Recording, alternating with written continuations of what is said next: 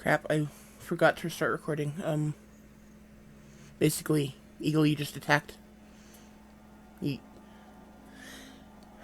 you did a perception check, attacked, hit with one attack, and ran and hit, or moved and hid. Correct. Okay. Elro, it's your turn. So, half movement, I should be able to get there. Bonus action would get me back there. I'm just kind of covering this area, trying to see if I run into Lauren.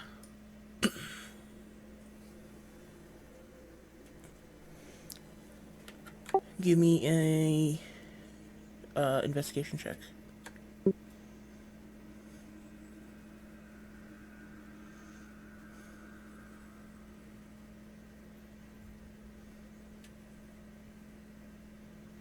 See, that's actually with disadvantage. But either way, it's 12.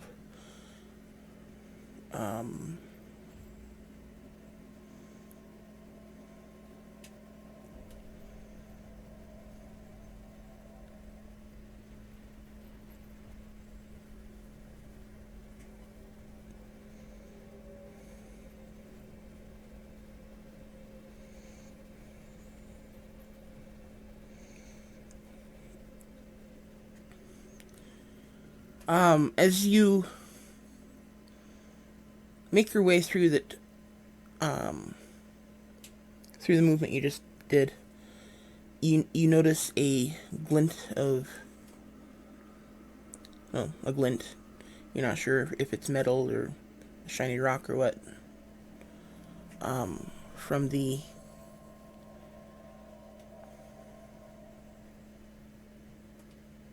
northwest. Basically back towards where you came from. So, as I'm going through, I would have noticed it about there or there.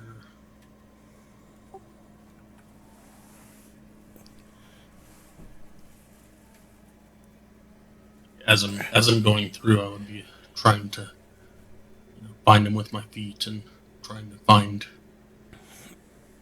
whatever. And if I saw something in a different direction, I'd change direction. I remember he was by a rock. That's all I remember. How many how many squares of movement did you have for this? Um, Using both my regular movement and my bonus action, I would get 30.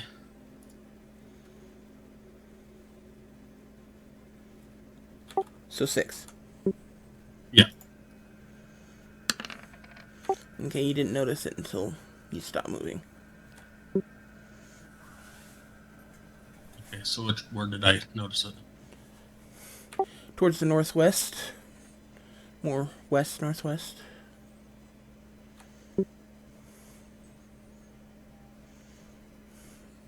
Okay, so I guess we will go there and there is part of my action.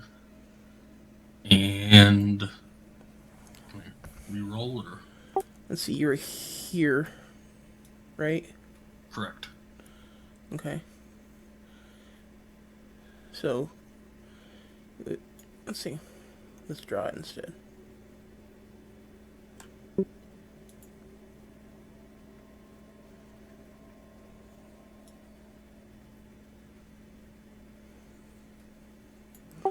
Okay, it was somewhere in that area that you saw it.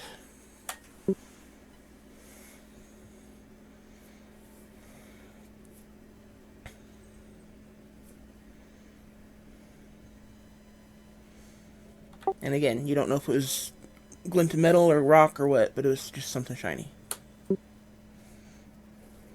Okay. I will go there, and I guess that will be it.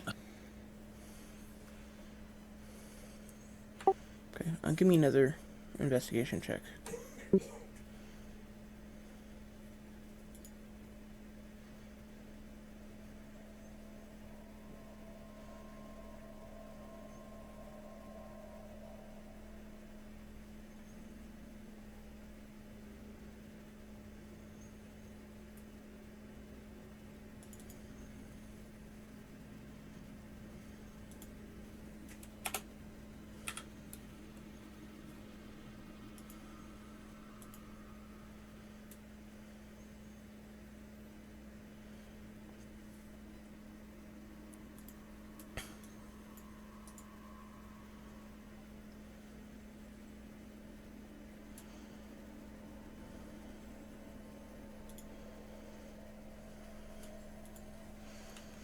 Okay, you see him.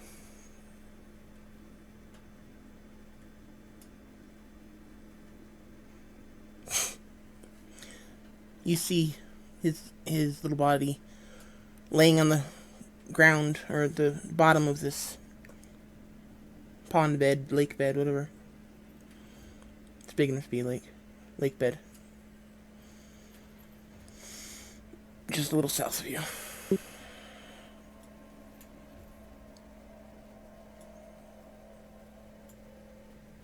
All right. Oh, that will be my turn for this. Okay, that was your third round underwater. Means I get one more, right? Next round, you start taking or doing Constitution checks to not drown. But it was 1 plus your Constitution. You know what? You're right. Okay, so you got one more round. Keep in mind that if you are...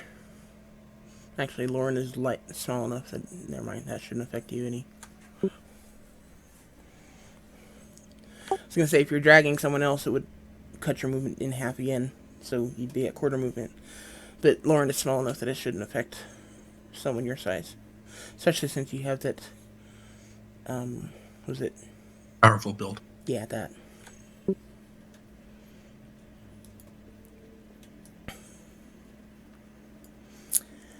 Okay,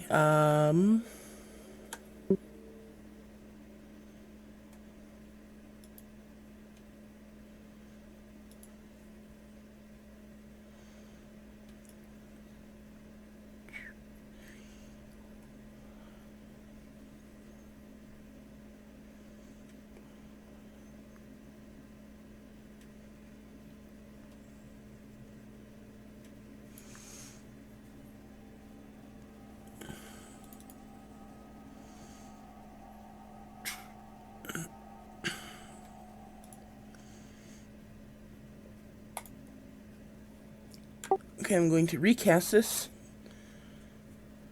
for my last spell slot, or last time, because you can only cast it 3 times.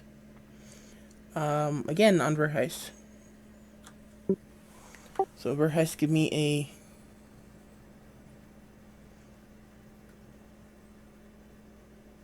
Strength check or strength saving? strength check.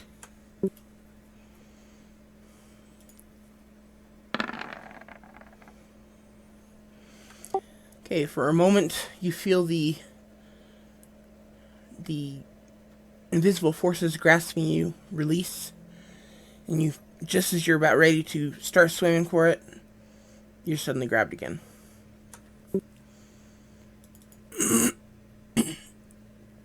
And I'm going to move you down to the bottom of the water.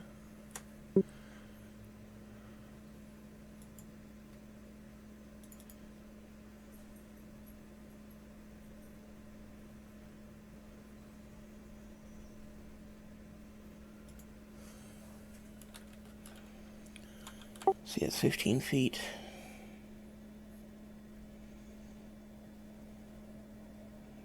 Yeah, I'll just hold you there. So I'm 45 feet under the water now? Yes. Okay.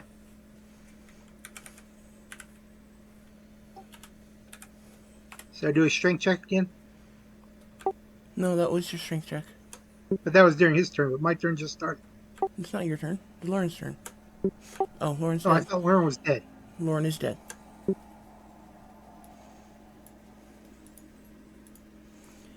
Sorry, you can't ask me questions like that when I'm in the middle of doing something. Oh, okay. Hey, Are sweetheart. you done doing something? Can I ask those questions now?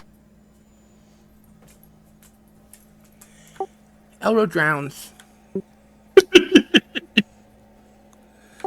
Lauren, you Yeah. open your eyes in this ethereal realm, and you look next to you. Elro's standing there.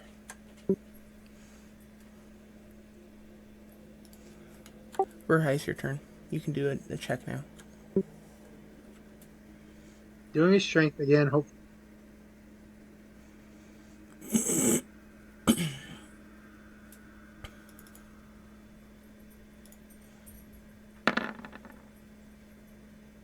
Yes.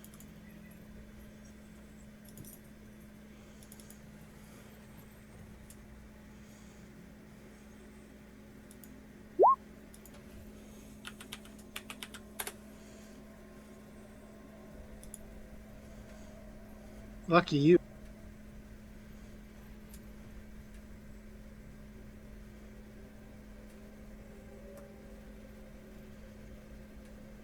Okay.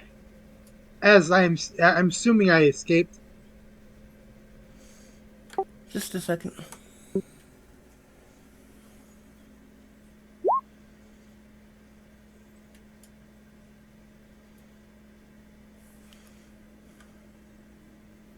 I take that back. You don't get a check on your turn. It's just on my turn.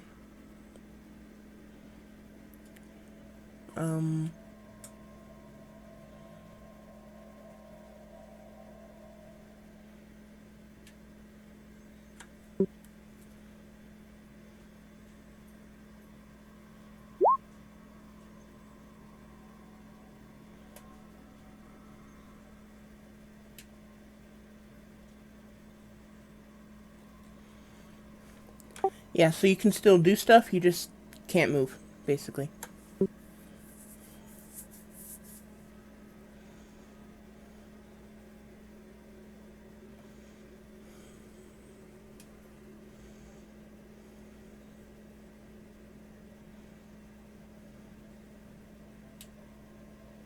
Okay, I'm gonna look for this guy. This creature.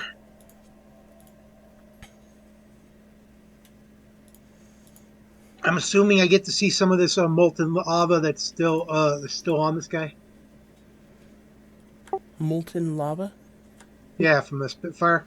He didn't cast the Spitfire bolt. That's already been expended for this combat.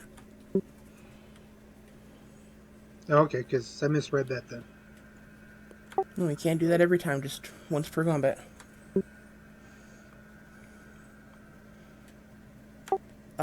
But you're welcome to do a perception check.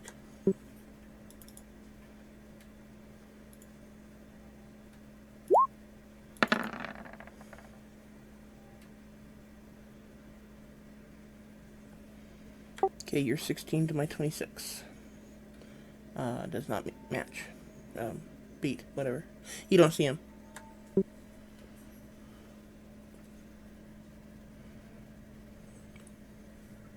Okay. I ain't doing nothing. Sorry, you had disadvantage, I had advantage. And you're looking through murky water.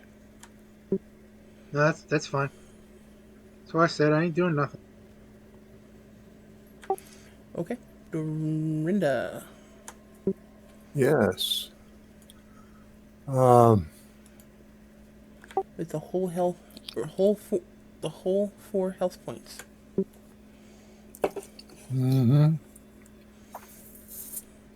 That could be a problem. Elro's not doing much better. Neither is Verheis, actually. Well,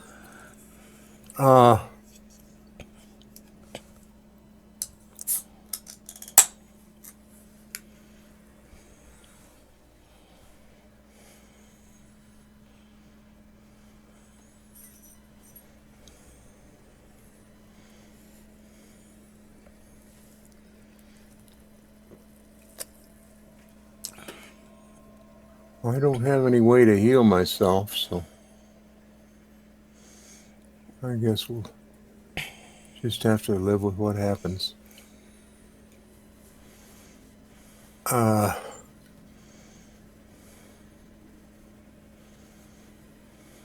refresh my memory. If I can guess where I think this guy is, can I cast a fireball out there? And assuming he's within 20 feet below the surface, he gets parboiled.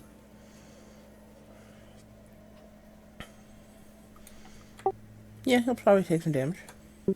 Okay. Well.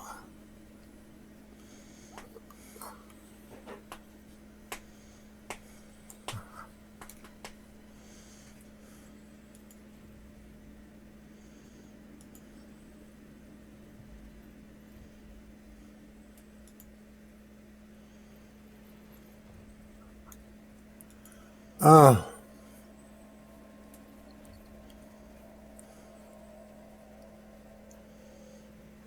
is taking a potion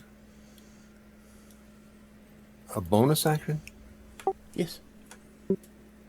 Okay, so I could heal myself. Might just do that.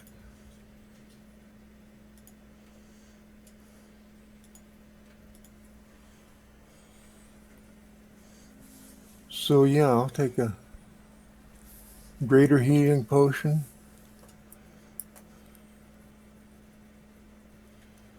Gives me 13. That should help, right? Yes.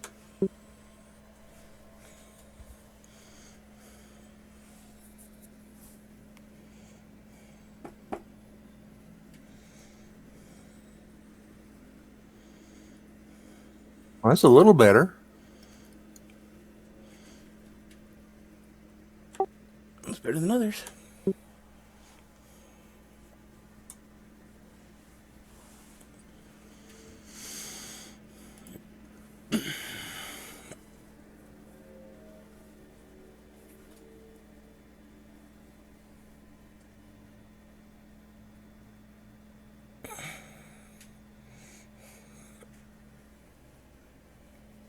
Okay. And you're aiming it at the surface of the water? Well, my question next is, can I aim below the surface? Yeah. Okay. Because that's what I'd really like. You could aim it about 15 feet down. That's as far as you can see. Well, give me a perception check. Let's do this fair.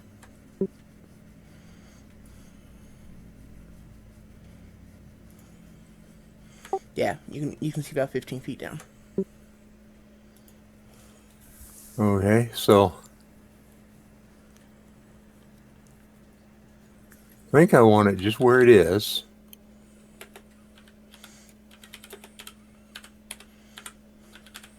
And 15 feet down. So that's a 20-foot sphere. So that means it hits 5 feet above the surface in the center. And it goes down to, what would that be, 35 feet deep? Yeah. Okay. And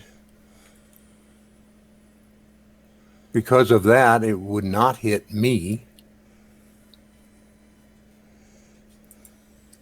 And it should not hit Elro because he's 45 feet down. Not that you know that. Well, You have no clue where he is. okay, well, then I'm going to take a chance. He can hate me later. There's going to be no hate if I'm dead. True enough.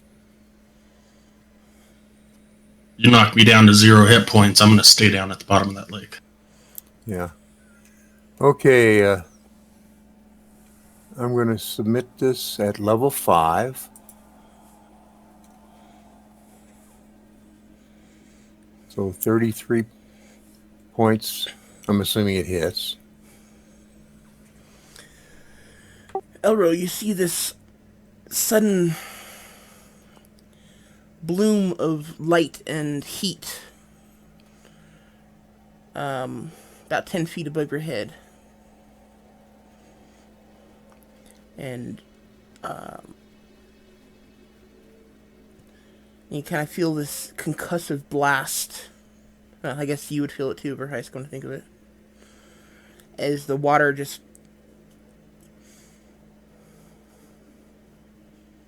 I don't even know the word for it, just rushes past you.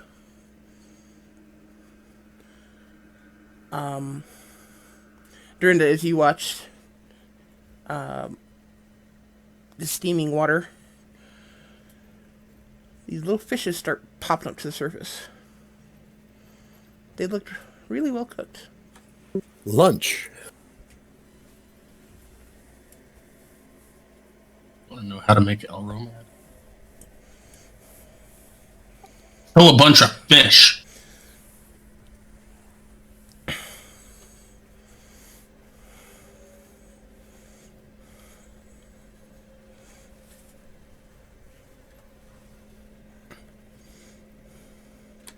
As far as you can tell, there's nothing else there, though.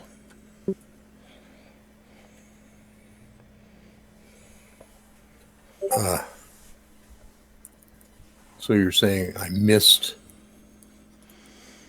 or we don't know? I mean, we don't know where this guy is. He's not even on the turn order. So You're not supposed to know where he is. I know. But you'd think he'd be on the turn order. He is on mine.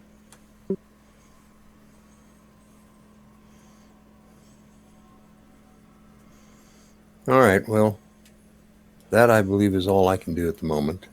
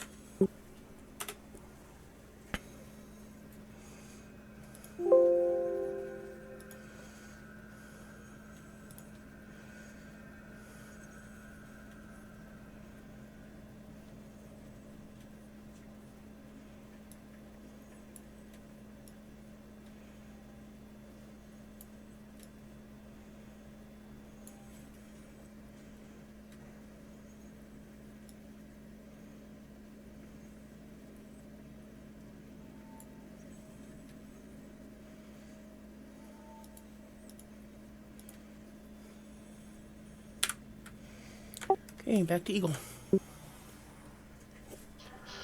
I'm going to see if I can find him.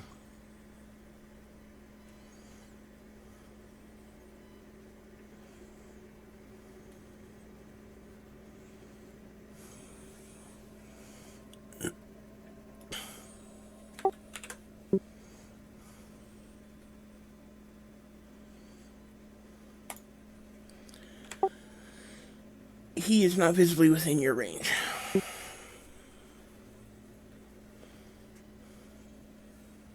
Damn, with a natural, you don't see him. Well, at this point, it's not possible to see him no matter what, even if there is nothing impeding their vision.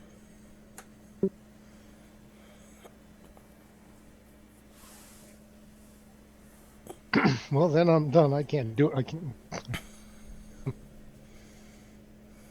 I'm going to stay in my hide position.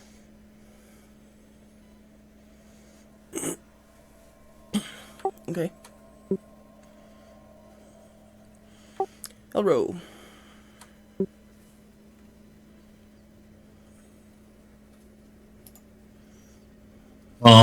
I will reach over and grab Lauren if I can. Sure. Action. Using an object. Lauren, you are now an object. He's not wrong. A corpse is considered an object.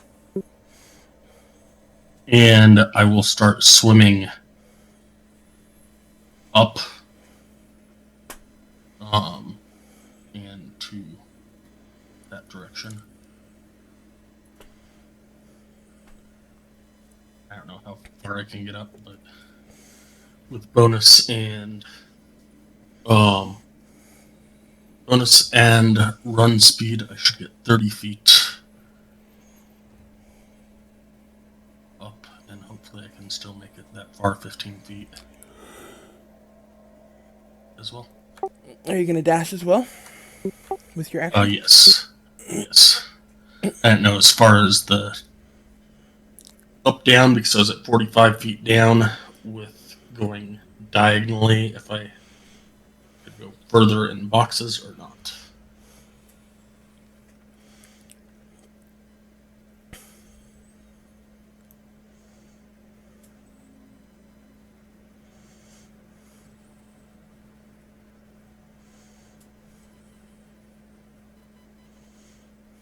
Well, if you're going to use action, bonus action, and movement, all three of them to get to the top.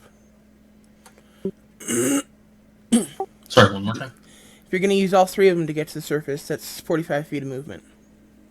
Okay, I can do that right? while with grabbing Lauren.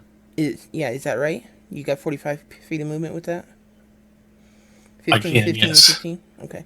Yeah, if you're giving Lauren to me as a free action, then yeah, I can do that. Well, yes, you can interact with an object on your turn as a free action. Okay, cool. Then in that case, I will get up there. You can't actually get out of the water. Okay, then I will get up to the... You'll be on the surface now. And I can breathe. Cool. Yes, you can breathe. Then that is where I'll be.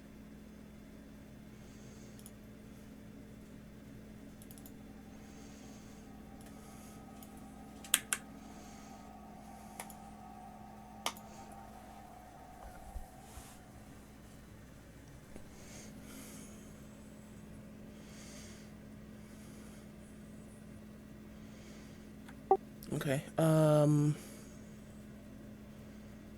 Verheist, give me a strength check.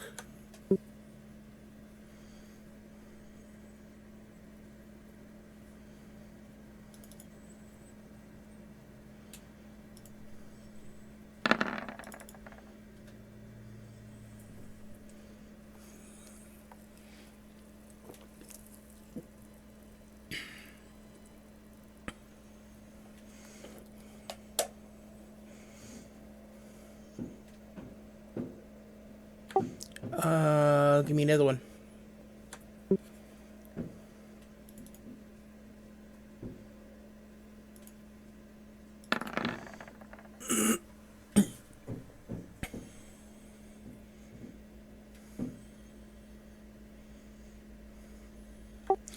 Okay.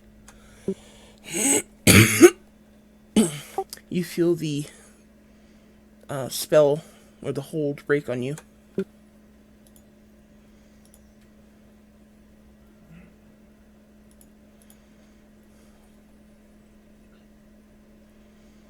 I'm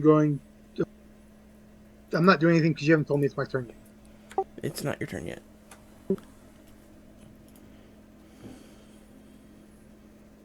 I corrected myself.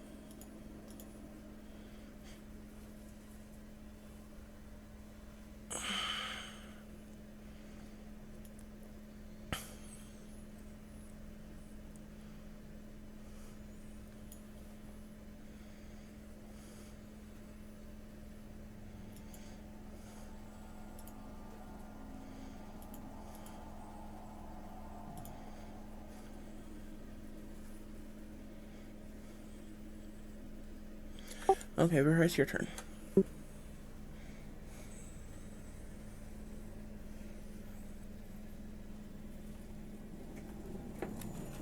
Okay, I'm going to start swimming to the surface, and as I do that, I'm going to look for this idiot.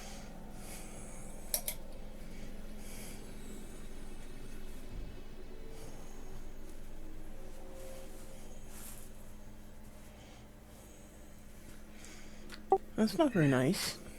I don't see anybody. I know that.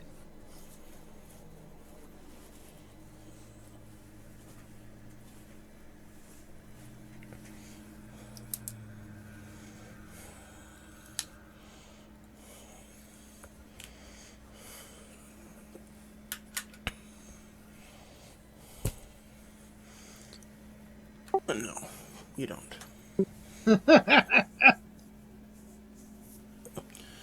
Still wasn't very nice. You have 55 movement. Yes.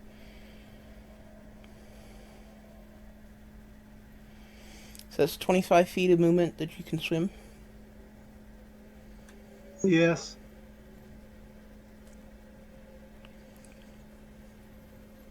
Okay, And yes. if I include my bonus action as movement, what is that? Be a total of 50. So I'd at least get out of the water. Yeah, you'd be on the surface. Okay. Can I reserve my attack in case I see this guy? Sure, you can hold an attack. Okay. I'm going to do that then. And if I'm that close, I'll probably get on for the extra 5 spaces. I'll get on land.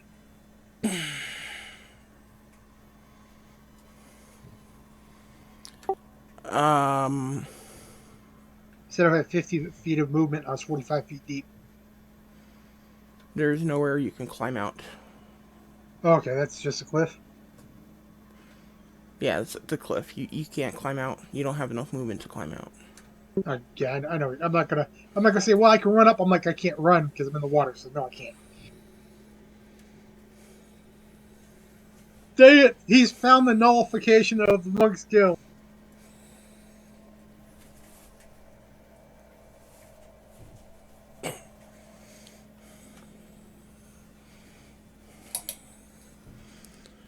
Okay. Dorinda. Yes. I'm kind of puzzled as to what to do. What's going to help us, but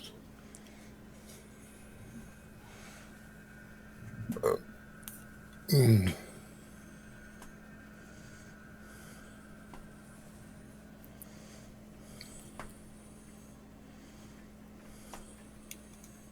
I don't know for sure. So I'm just going to guess. I don't know what else to do.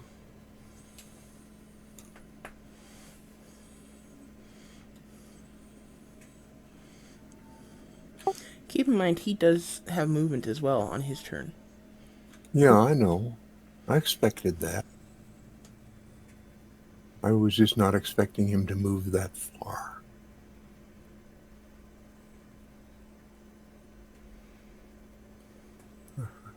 You realize you're no, never mind.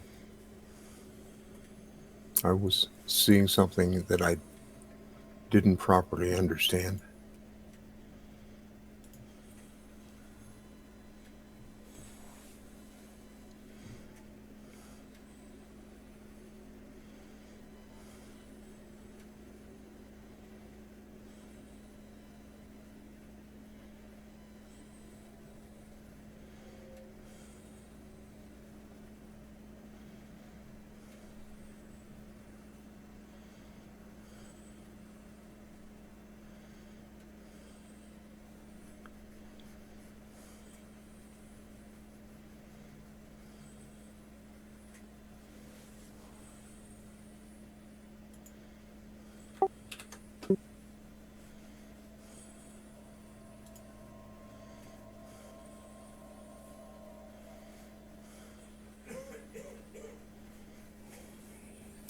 Okay. I'm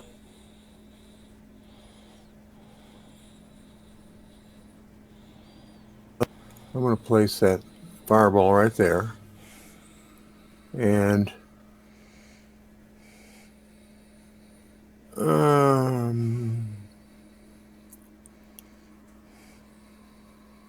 think I'm going to make it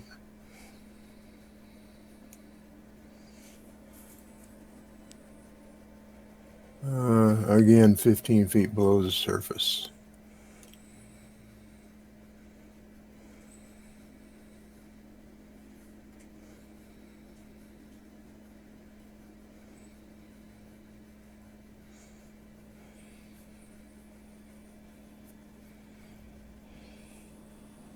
This is at level 4.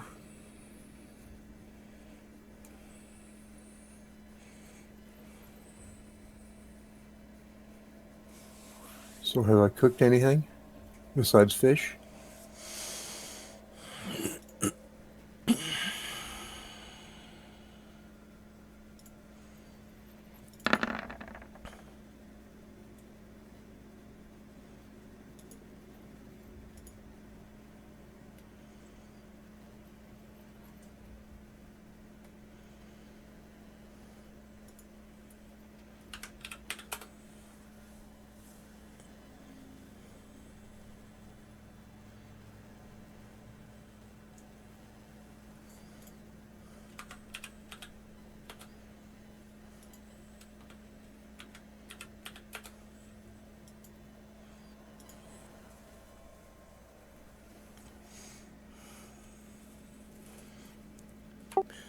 You don't know. You see a bunch of fish coming to the surface. And smoking or steaming water.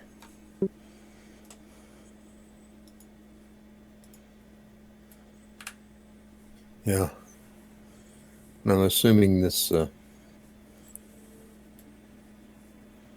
creature is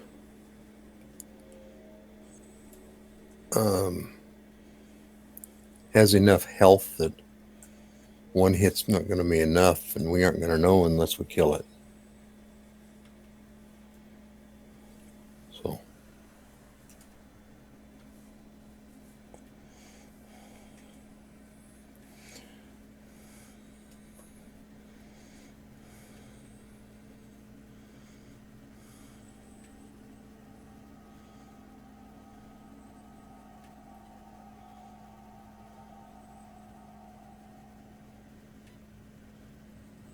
I think that's all I can do.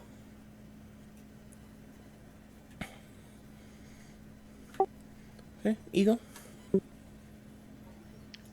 I'm gonna see if I can find him. Okay.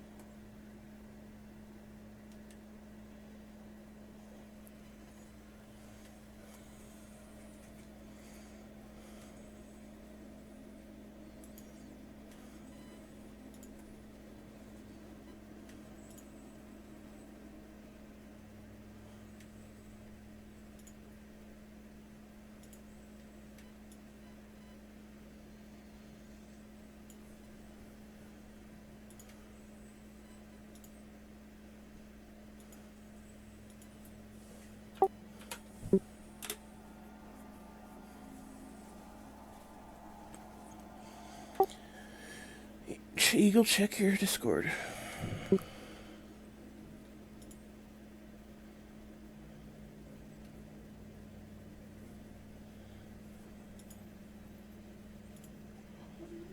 I'm gonna engage him. .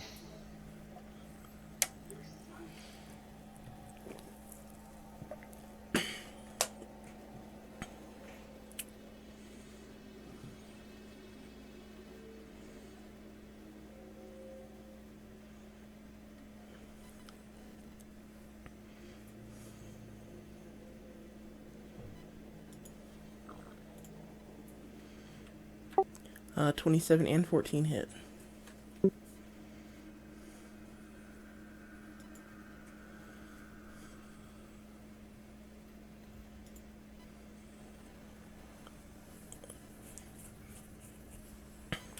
Okay, you unfortunately do not get that crit. But you still hit for 49 on your first hit. And 11 on your second. So that's 60. Yeah. Well, Eagle, how do you want to do this? I want the first arrow to penetrate his heart and make it explode. The second arrow hits him right between the eyes and makes his brains blow out.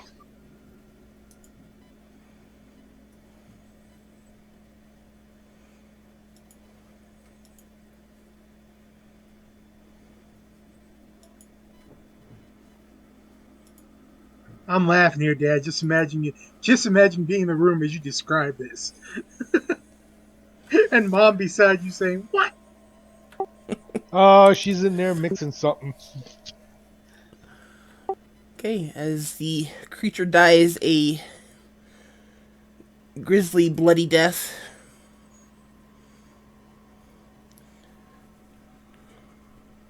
a calm comes over the forest, and it appears you guys have killed them all. Yahoo! So far as you know.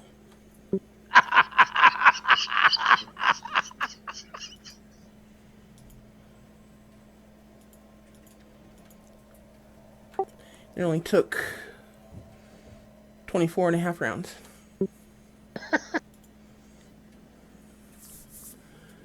So, about 2.5 minutes. Plus the 8-hour rest you took in between.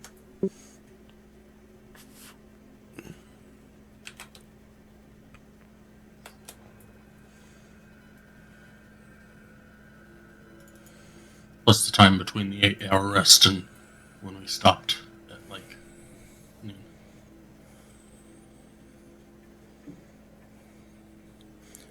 Yeah, I guess travel time, but you know what I mean.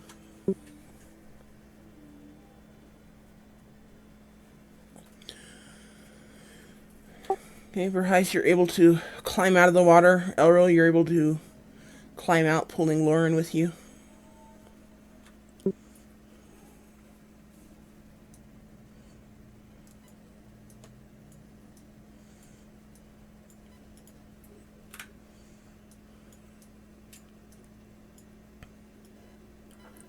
Did either of those fireballs make any difference?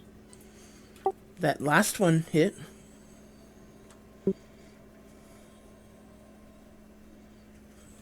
Okay, good.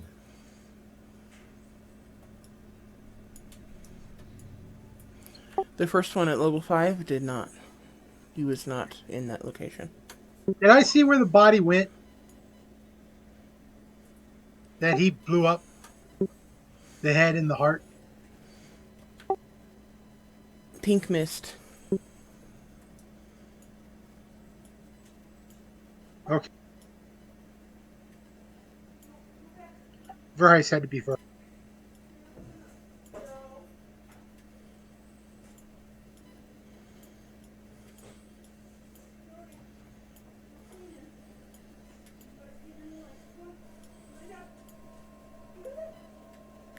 Nixie, I have to pee, so you need to move out of the way.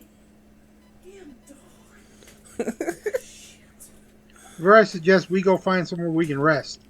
As he's hobbling along, looking around, like he's got Tourette's.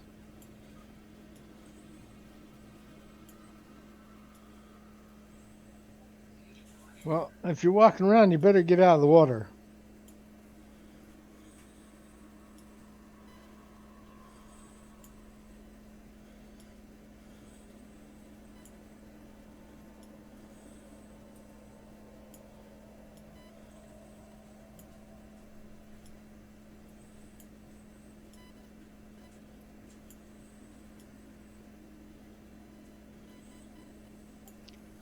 Out of He would character, not have went across the water. out of character for Heath. Okay, Mom said to tell you that she's making something that she didn't have to use flour for.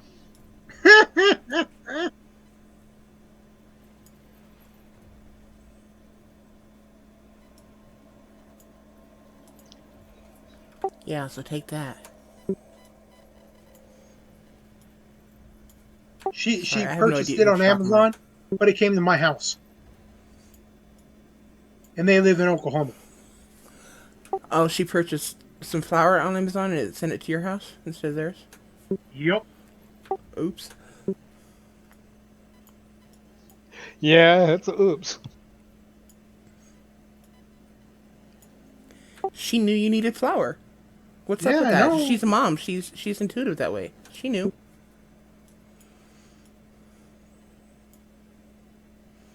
This is when I make the joke about hey, Lauren, I don't think we're gonna be clearing the black stuff.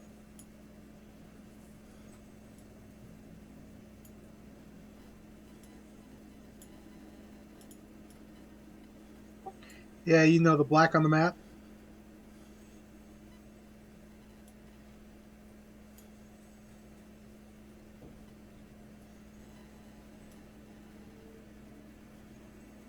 But Verheis needs to rest. He's been flown up in the sky, dropped several times, drowned twice. Stop pissing off the bad guys. Yeah, I gotta stop pissing off the DM. Good luck with that. That's never gonna happen. Well, I know that, but I gotta pretend anyways. I didn't say it, did I?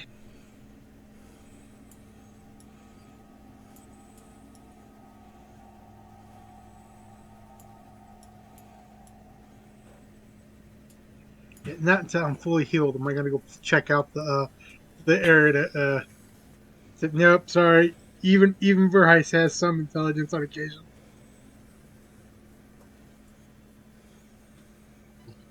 Elro will drop Lorne lightly, gently, um, Thump. and look over at Verheis and say, "You take." And he will start. Elro will start tying his rope to this stupid metal chicken to drag it out.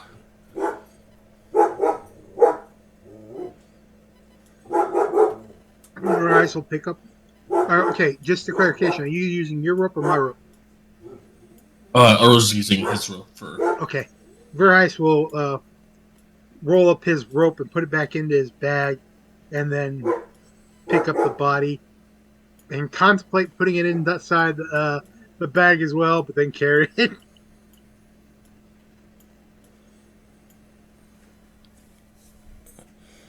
You can put it in the bag if you want. And if he'll fit, and it's already dead, so you don't have to worry about him suffocating. Yeah, no. It's that whole. The bag is too small for the size of the body type of thing. I don't picture this being a duffel uh, bag of holding. Now, if it was, it'd be something completely different. He was like, what, 2.5 feet tall, and that means like maybe 6 or 7 inches in diameter. Ha ha. That'd be his head. Shoulder would be at least a foot and a half. If he's only 2.5 feet tall.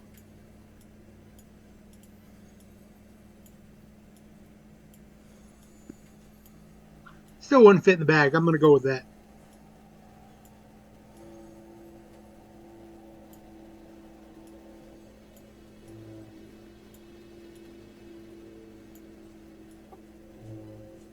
He's not that merciless.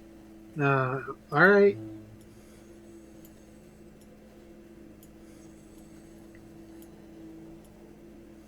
Okay. Yeah, he's not that.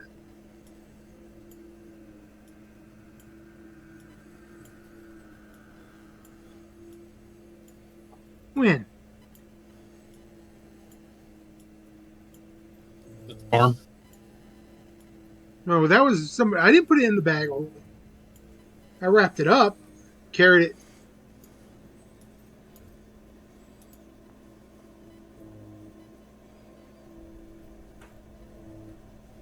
No, he didn't put it in his bag of holding. He carried it.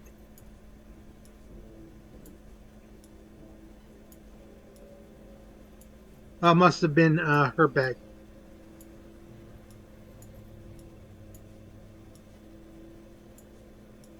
But he won't do that to his bag. He thought about it. But he's like, no. I got too much stuff in there right now. No. I can carry it. Until he gets tired of carrying it, then he'll rethink of that idea.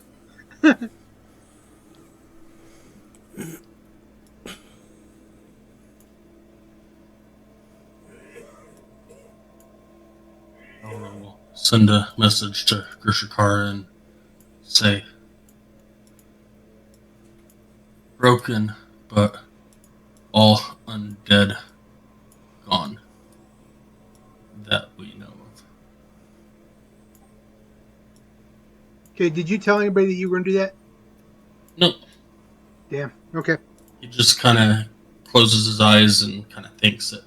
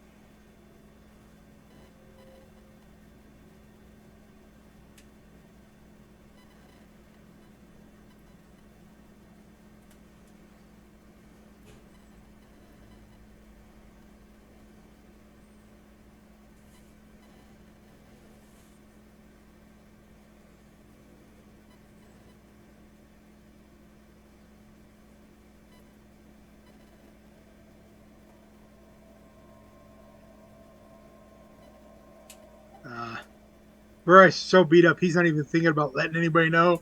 He's thinking about where's the nearest bed. Hurt and make sure there's a tree branch above him because he's even contemplating about tying himself to the tree.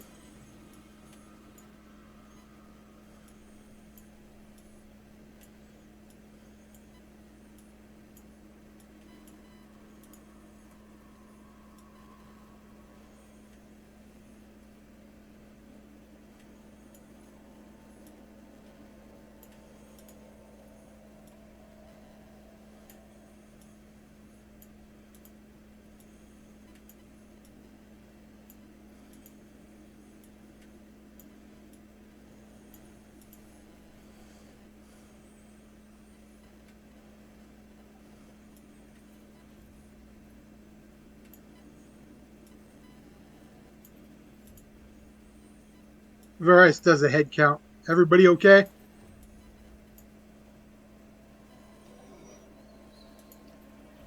Still hanging in there. alive. Yep, still alive.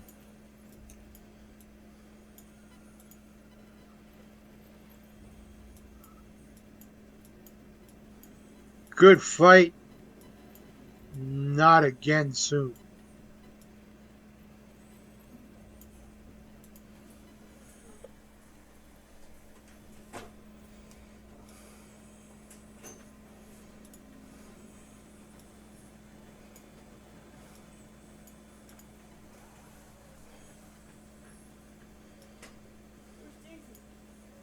I think this is the best workout I've had in years.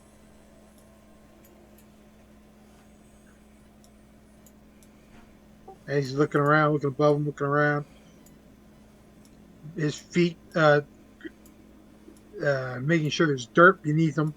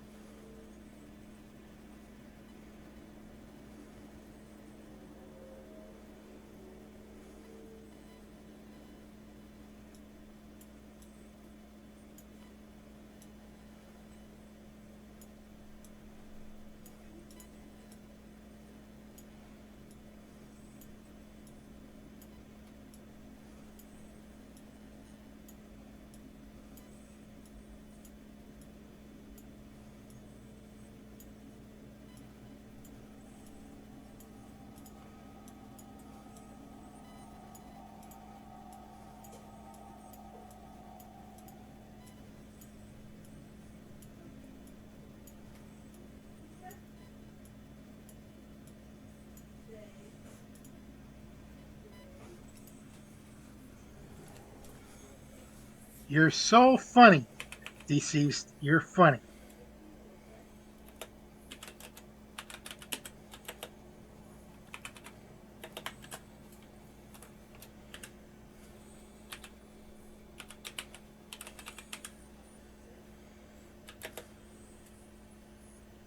Wouldn't be that a tornado came and take this tree away, though.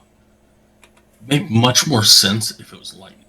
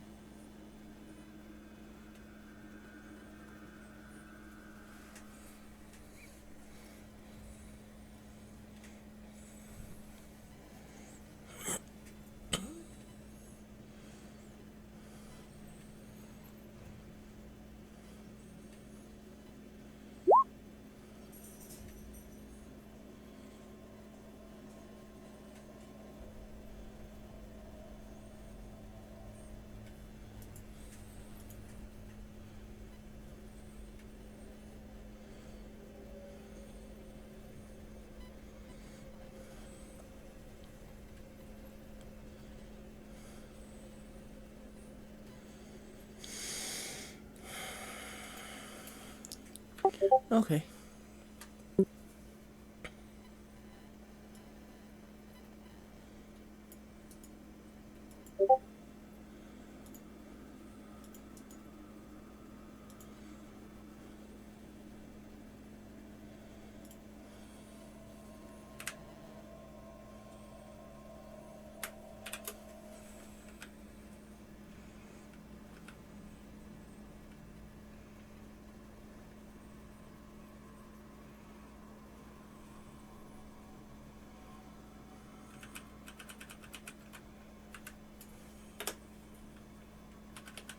Welcome back.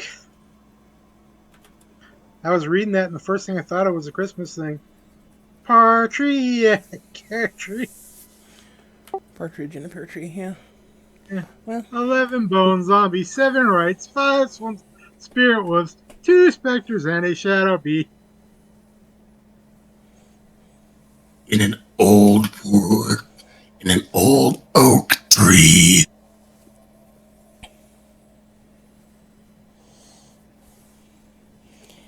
And a dead gnome. in a haunted mountain lake.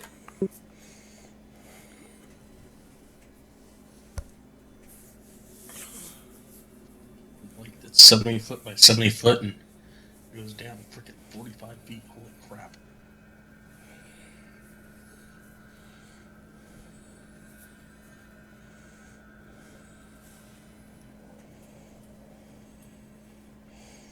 That's considered a lake still, isn't it? Yeah, it's just, not very common unless it's maybe a spring.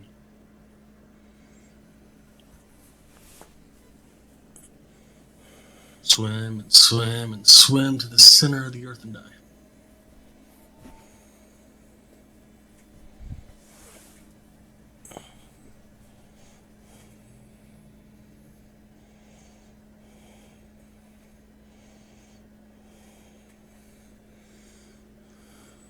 If he hadn't just spent 4 rounds underwater without reason, he probably would say, I'm going to go swim down there.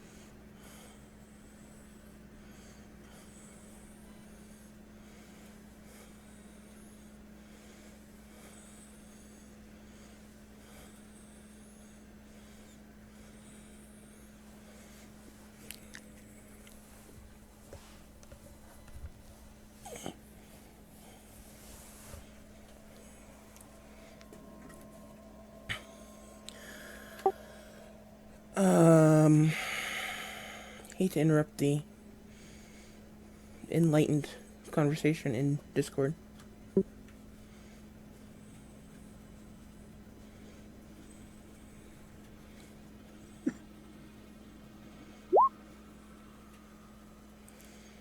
So you guys done here? Yeah, we said we're going to. Okay. Verheis mentioned he wanted to go and find place somewhere to get a good long rest because he needs to recharge.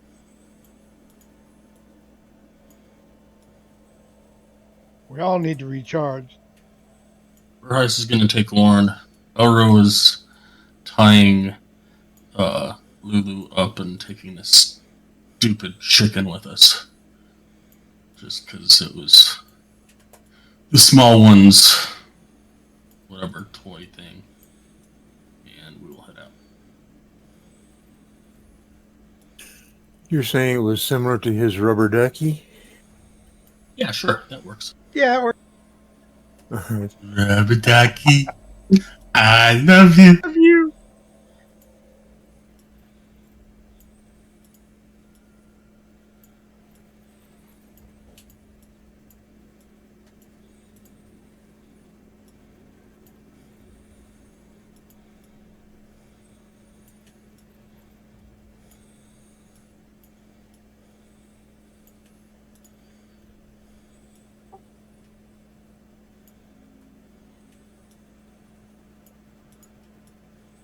Verheis will take the first watch. When we get to her, we're camping.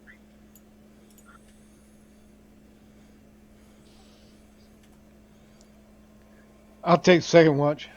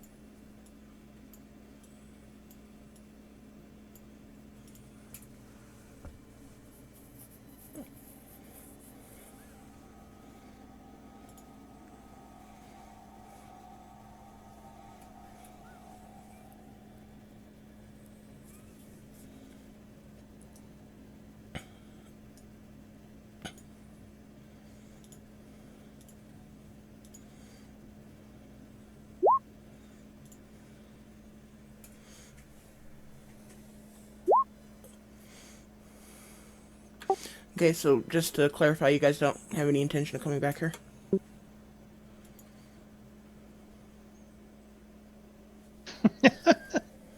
We have not discussed that yet.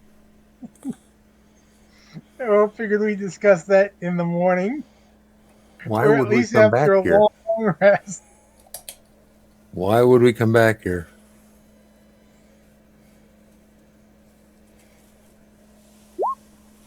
To make sure that we cleared all the undead. Yeah, that's the story he's going to go with. I mean, that is why we were here in the first place. So, Yeah. well, kind of ish. Let's go back to camp and get some rest.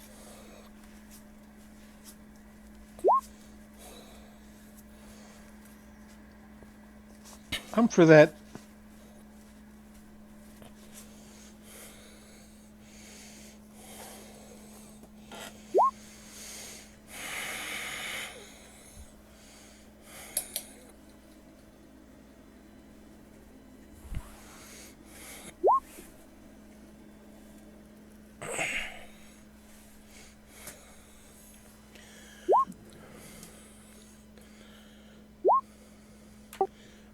Just a moment, guys.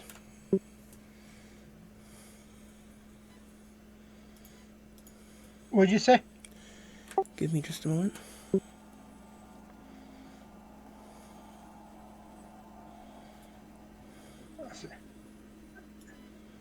You see Verheis walking very slowly. He tried to stealth. He's walking very slowly. If you see him, making sure that there's nothing in front of him as he's moving. Nope. Hi.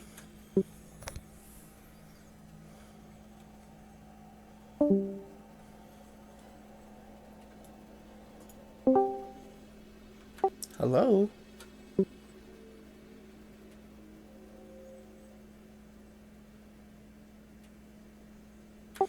You're muted.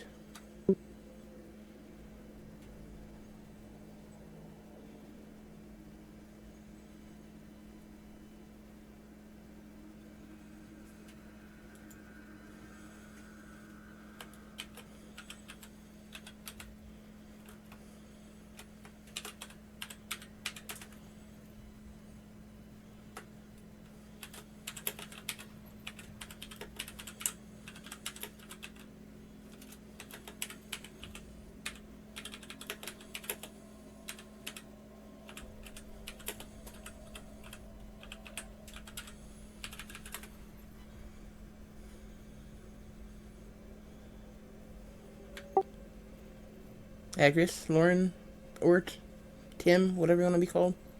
Are you there?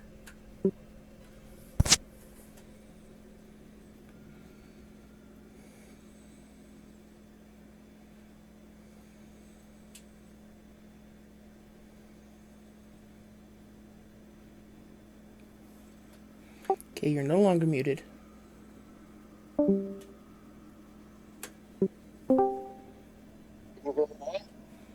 Hi.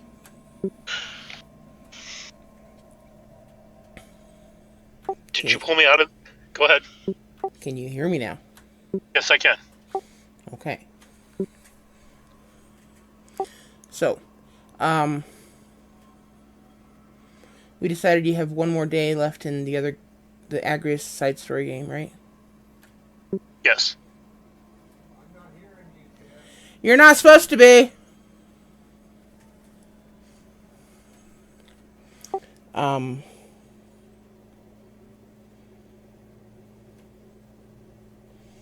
See, that means you have about 7 days left in this game before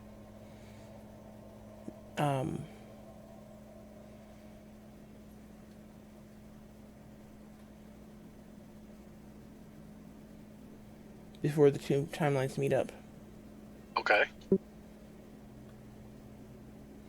And so, what do you want to do for that 7 days? Which one has the 7 days to do? Agrius or the Lauren group? The Lauren group. Oh. I kind of figured that was up to the rest of the party, especially since I'm dead.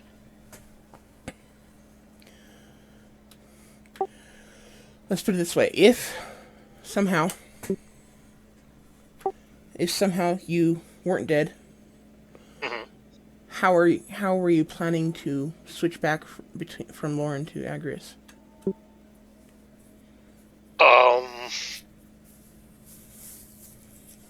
I hadn't really thought about that, to be honest with you. I mean, I would have a problem playing two characters, but I don't know if that would be okay with everybody else. I'm not cool with that. Okay, that's fine. I'm okay either way.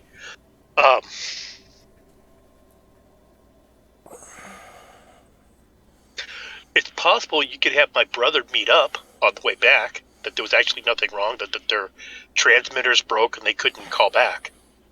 And they were all okay. And then there'd be no reason for Lord to stay with the group. He would go with his brother.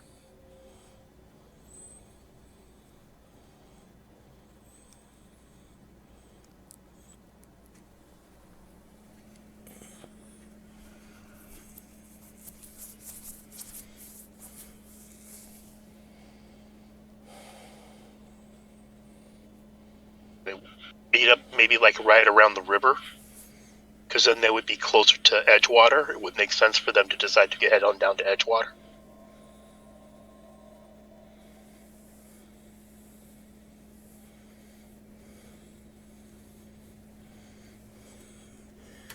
Thing is, he's doing research. Does it make sense for him to turn around and come back? I thought he was just doing reconnaissance, going to check out what was there, Well, yeah. and then come back and report, and then they make a decision on how they're going to go do the research. Well, it's kind of a go check out what's there, report, and then possibly research if needed. But he wouldn't have he wouldn't have come back to report. Well, if his radios broke, he would. There'd be no way to contact White Sky to let them know what they found. So they hemmed and hawed for a couple days or a week, and then decided, hey, you know what? Let's just head back. We need more equipment anyway. Tell them what we found, and then we can all come back with a better plan, better equipment.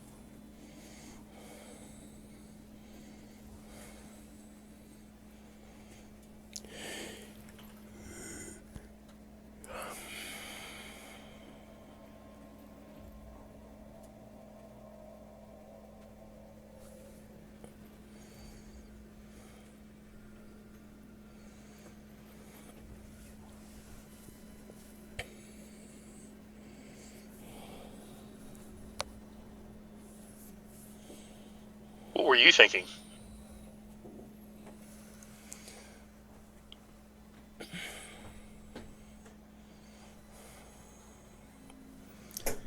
Well, basically, I don't really want to tell you what I was thinking. Basically, I need to know if you're okay leaving Lauren dead until they meet up with Agris. Oh yeah, I'm completely fine with that. Even though you'll probably not be doing a whole lot. I'm enjoying listening to you guys. Okay. And I've muted myself just so I don't get in and interrupt everybody. I mean, I'm still chatting in text, but I think it kind of makes sense that I'm not on mic. And I'm okay just listening to you guys. Fine. Okay, then never mind.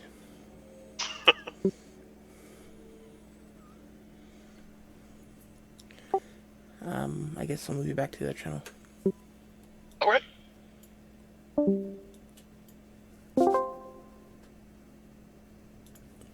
Hello. I'm assuming we took a break. I'm assuming So because there- I'm here. Okay, so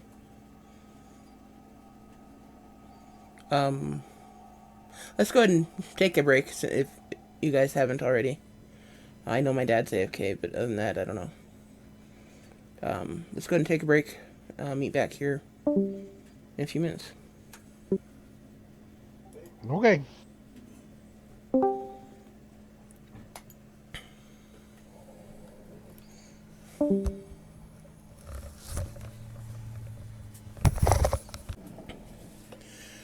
Okay, sorry about that, guys. You're forgiven.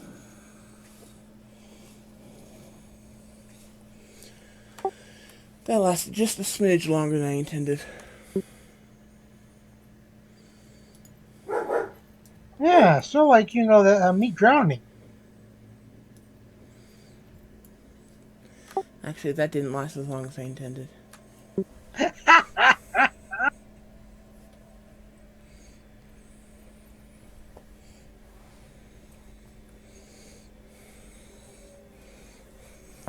I told you, finally found a way to negate my ability.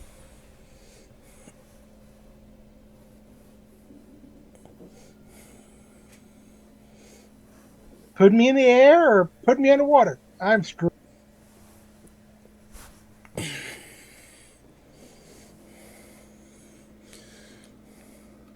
I don't know, you survived.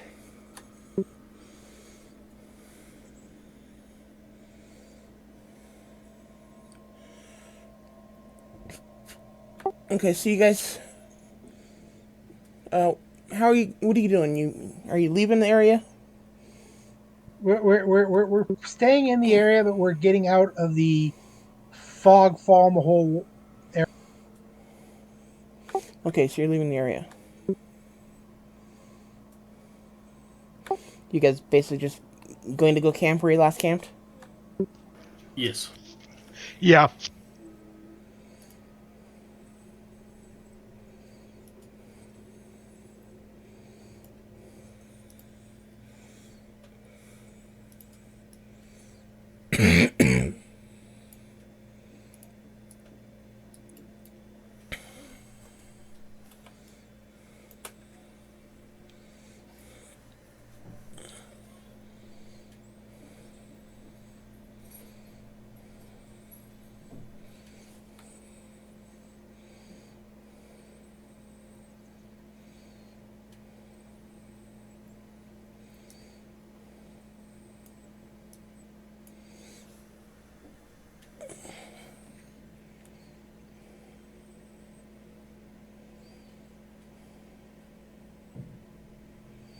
Okay, so you guys doing anything before napping?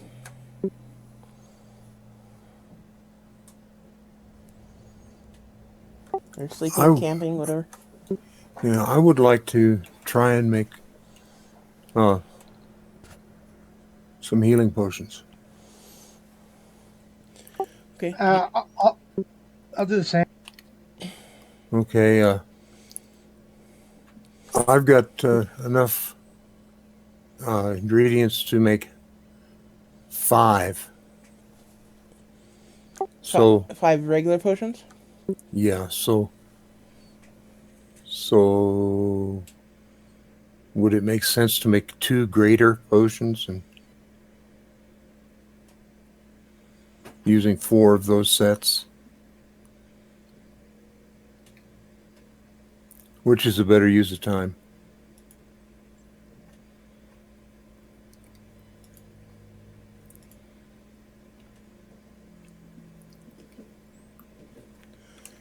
Greater does take 2 hours to make.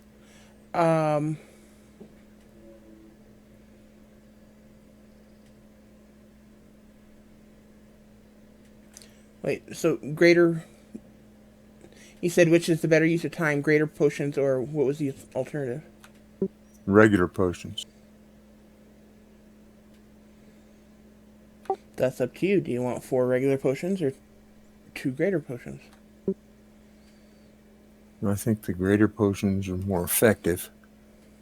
So, yeah, I'd like to go that way, but does it take less time to do regular potions? Even if I do 5 of them all at the same time? Well, doing 5 regular potions would take 5 hours. Doing 2 greater potions would take 4 hours. And you'd still have 1 ingredients for 1 regular potion left over. Okay. Well, I guess we'll do the greater potions. If you said if you had we have time. 5, right? Yes. Okay, then yeah. You are also welcome to search for more ingredients. No. Let's take care of getting the potions first, and we'll deal with the ingredients later. Okay. Go ahead and give me... I will attempt to make 2 greater potions. You are proficient, right, Verheis? I don't know. You'll have to check that. I don't remember if you finally told me I was or not. I think I was, but I don't.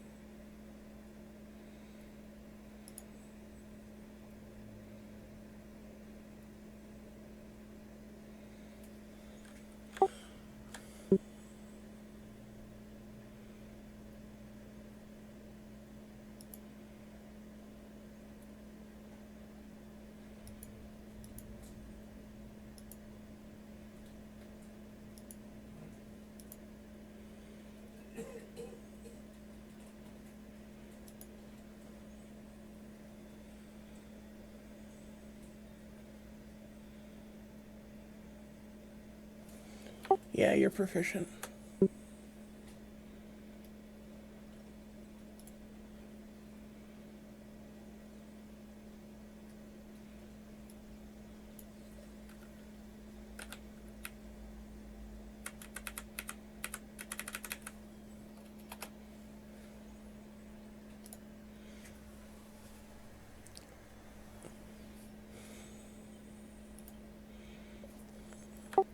Okay,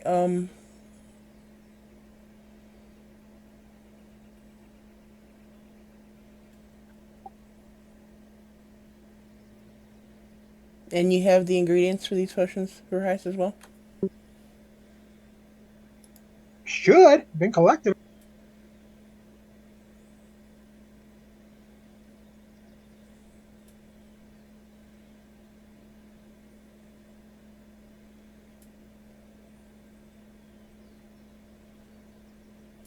Taking me a second to find out where it is in my.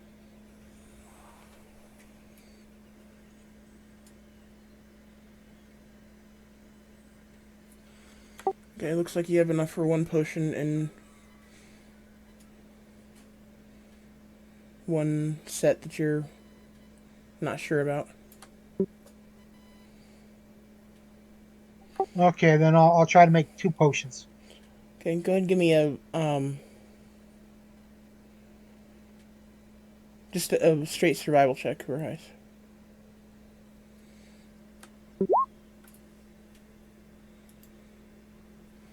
Okay, that set of herbs that you're not sure about that are listed as questionable, they're good.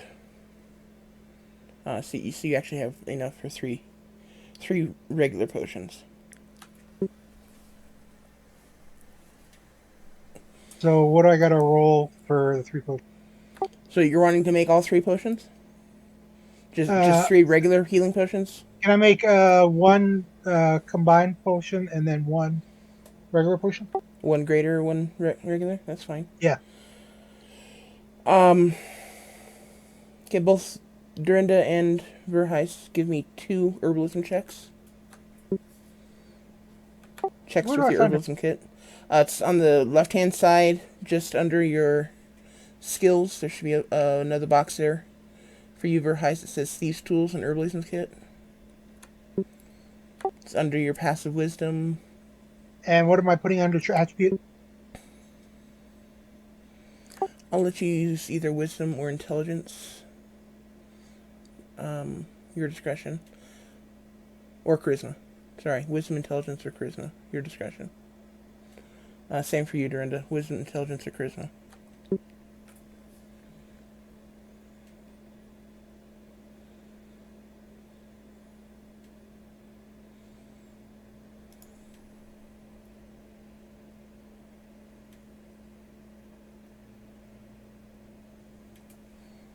Can I get 2 from each of you?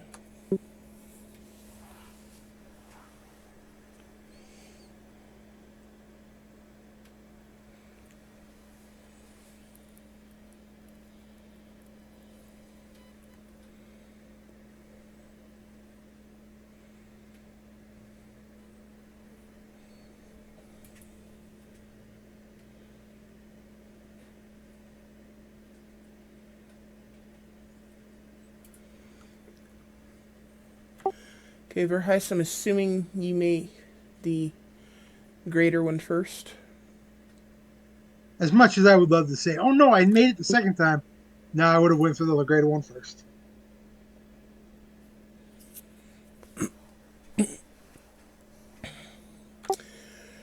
Okay, at first you're feeling very confident.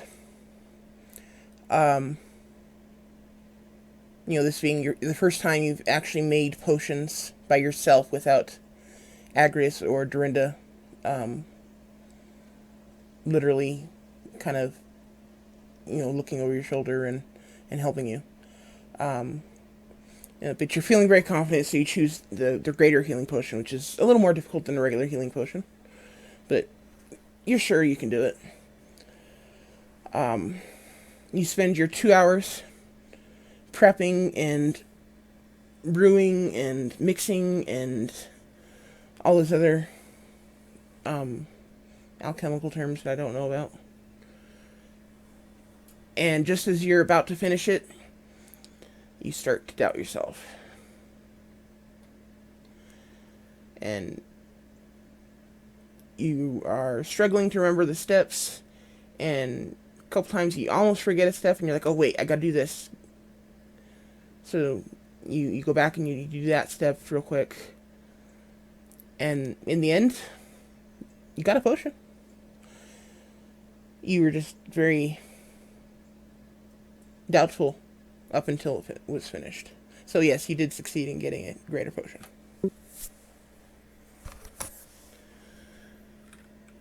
And let's see, 15. Okay, with the second one, your confidence bolstered from completing the greater healing potion. You managed to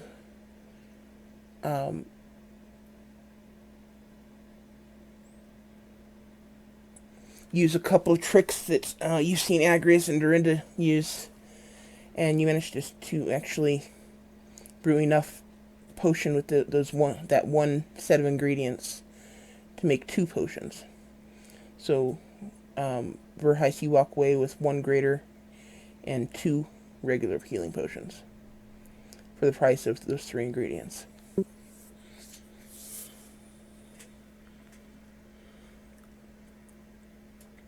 Great. And how much longer do I have until because if I have time, I'll walk around and look for ingredients. Well, hold your horses. You just spent 3 hours brewing, so let other people do some things first.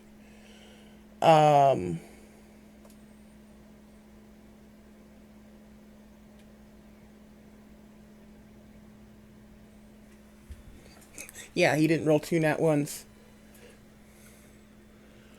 Dorinda. Nice rolls.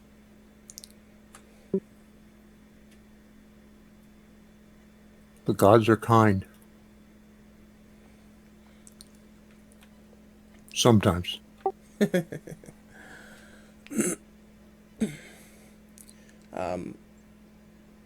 You spend your 4 hours brewing these potions, and every now and then you kind of glance over, see what Verheis is doing. He seems like he's doing an okay job, so you don't really speak up. But you manage to split the ingredients that you have into a total of 4 greater healing potions in 4 hours. Well, that's just fantastic. Yeah, so did you want to make another healing potion with the leftover ingredient that you have? No, I think having 4 greater healing potions, I'll put 2 in my inventory and offer the other 2 for anyone who wants them.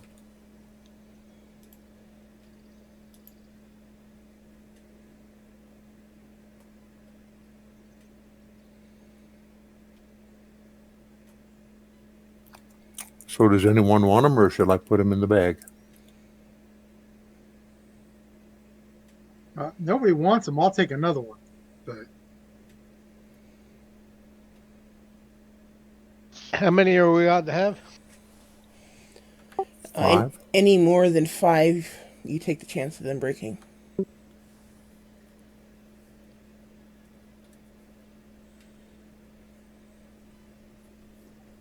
I'll take one.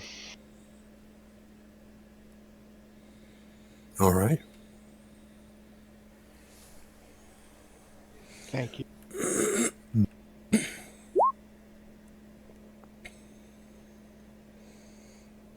And you said you wanted the other one, Verheis, or do you want the Elro?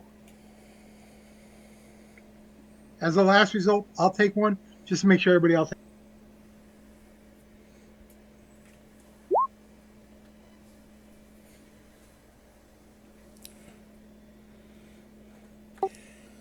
Okay.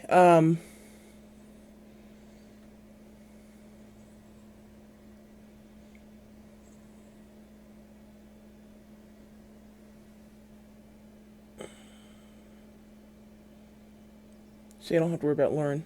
Eagle, is there anything you want to do?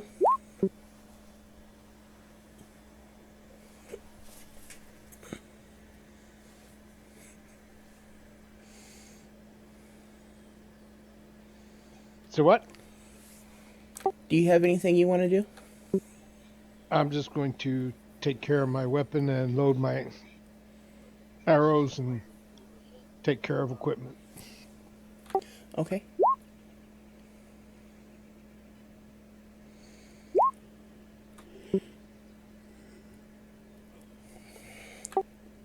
Elro, give me 5 checks.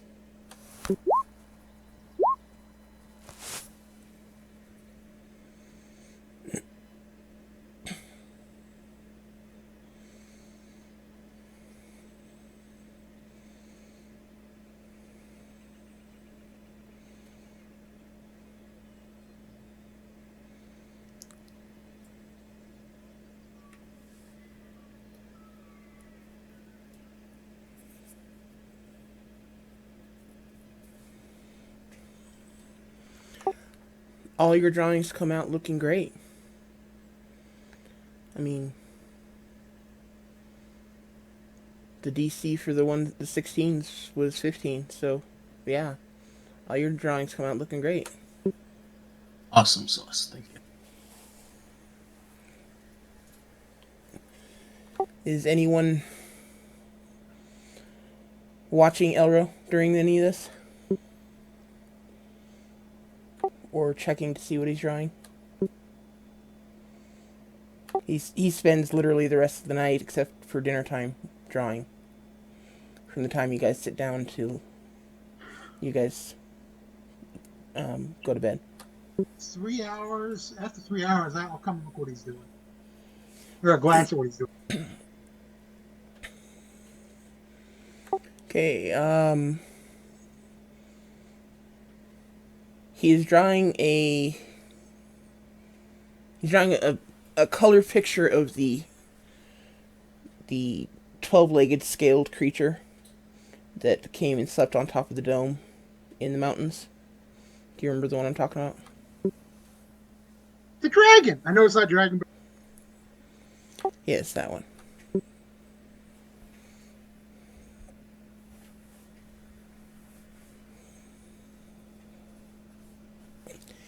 And it is looking quite impressive.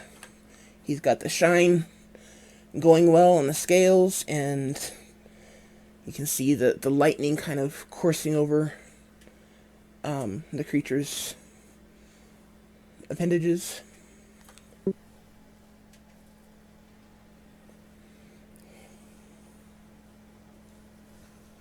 damn. Yeah.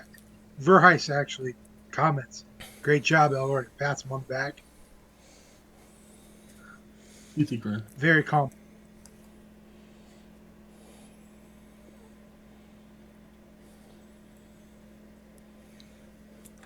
Okay. After 3 Quick hours. question, because Yeah. I thought I'm making sure I did get that extra grader, right? You got a grader and 2 regulars. No, I'm talking about Durandus. Or did Delro grab that? Elro's been sitting down drawing until dinner time. Okay. And for the time being, Verheis. Well, very nice. Go ahead and take it. There's still one more. Somebody wants it.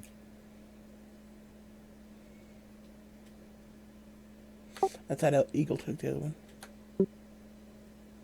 Okay. So one goes to Eagle, one goes to Verheis. That works for me. Bye.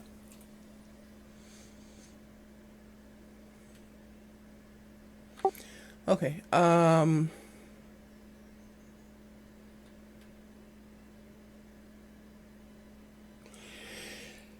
give me survival check.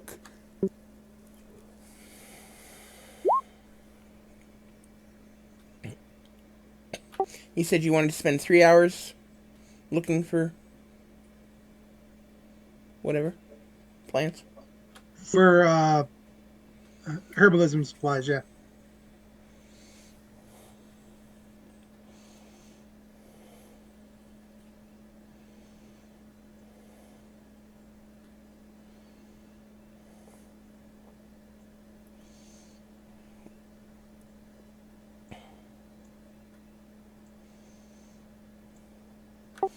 Okay, you come back with 7.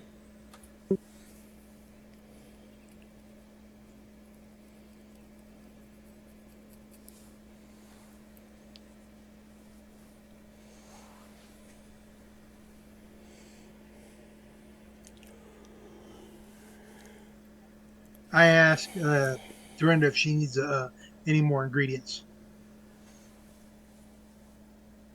No, not right now. I've got enough for one more, but if you don't need them, I'll certainly take this spare. I give her one so that she can make a full grader. Okay, thank you.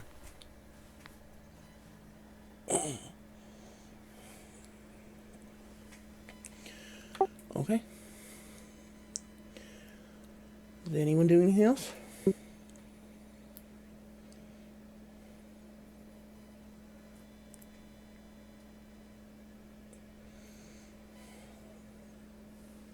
I'm going to take the rest of the time until bed to go through my gear and clean it all up, clean the swamp muck and the undead goo out of everything, get it all cleaned and ready to use again. Okay.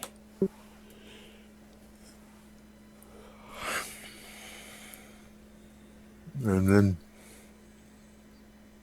whenever everyone's ready for bed, I'll gladly go as well.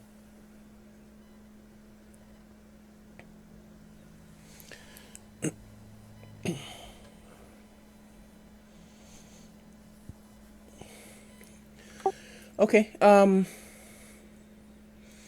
Verheis is taking first watch. I'm assuming Dorinda is taking second. That's fine with me. It makes more sense. There's no reason for Eagle to take a 2-hour watch because that just means 3 of us have to do it, and I can do 4 just as easily as Verheis can. That's okay by me. Okay, Verheis and Elro get to sleep. Well, I'm sorry, not Verheis. Eagle and Elro get to sleep. Verheis, give me a perception check for the evening.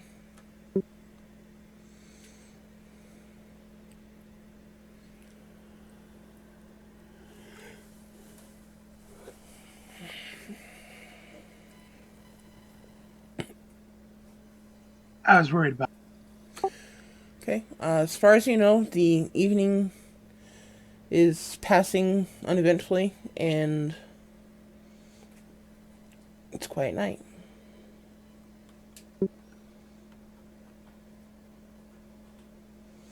All right, I'm keep an eye out, listening, and I walk around the camp a couple times, uh, until my shift is over. And I tap Dorinda on the shoulder and tell her it's her shift. It's been relatively quiet that I know of. I didn't see anything or hear anything. And then I go over to a tree and I somewhat throw a rope nice around it and just tie myself to it and then take my and go into my trance. Well, I get up and uh, I look around the camp and stop and stir the fire,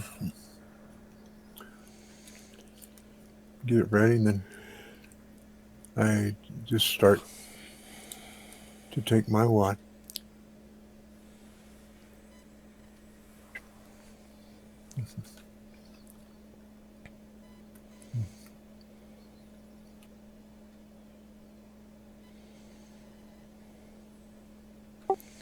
Okay.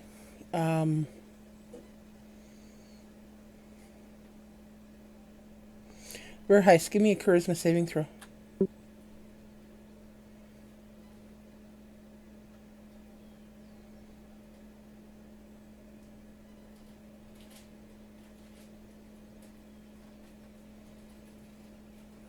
Very good.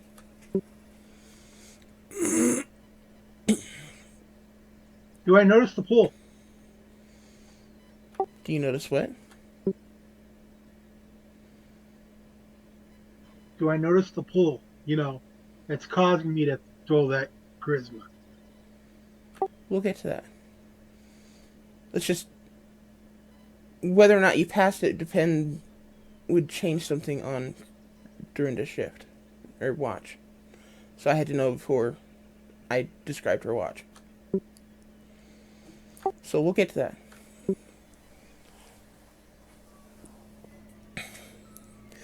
Okay, Dorinda.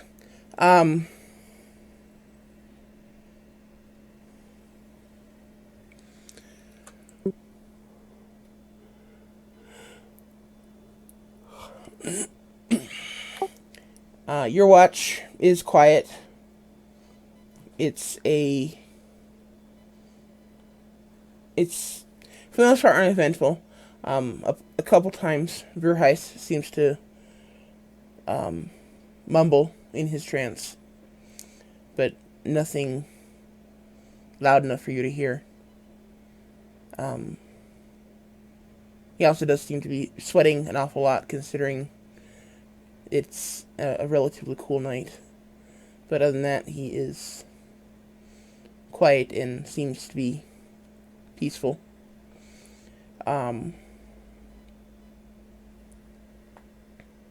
Yeah, other than that, your watch is uneventful.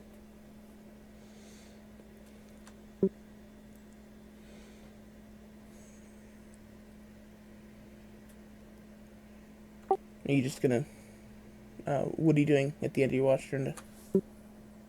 I just wanted to wait and make sure that you were done. Yeah, get to be about the end of my watch. I go up and stir the fire again, put another piece of wood on it, and then I walk around and shake everyone to wake. And because of the strenuous nature of the last day or so, I pull out some those boar rations that we still have and give out one of each. And if you want to have a hot meal, tell me and I'll make a stew out of one of them.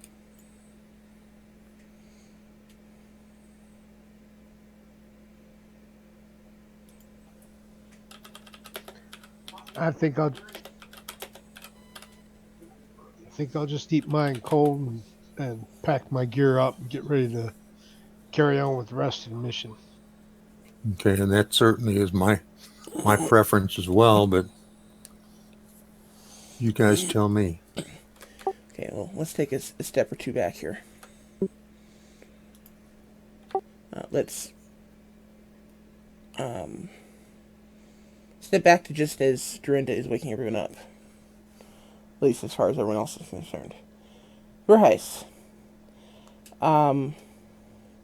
As you settle in, or as you wake Dorinda for her watch, and you settle in to take your trance, and you don't realize when you actually pass that line between awake and asleep, but you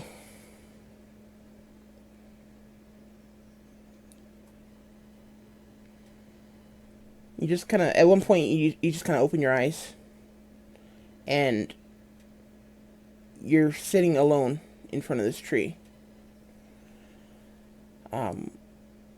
The ground is covered in the fog that you were seeing while fighting the undead. And the forest is unusually quiet. Silent, as a matter of fact. You can hear and feel a slight breeze coming in, but it feels very damp. You know, almost like the breeze coming off the ocean. You can almost feel the water in the breeze. The humidity. Though you're not 100% certain it is water. But you can hope.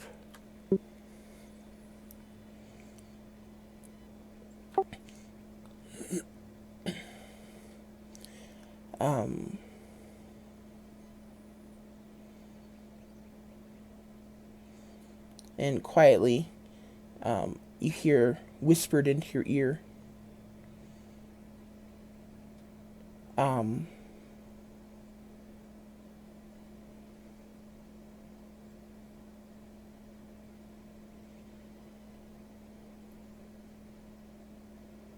let's see, what is it? I had this all straight in my head until we started playing.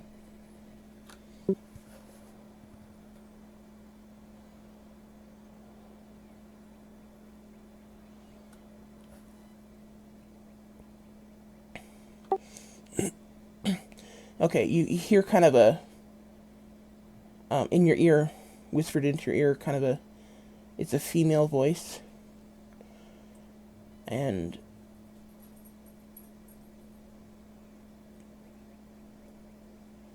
it actually sounds quite seductive.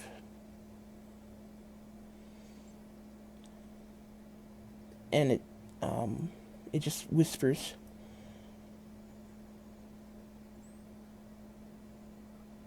Oh, you know you miss me.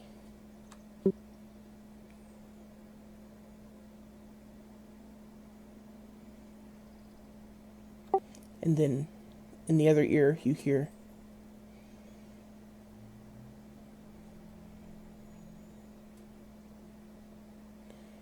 I really do think it's time to play again.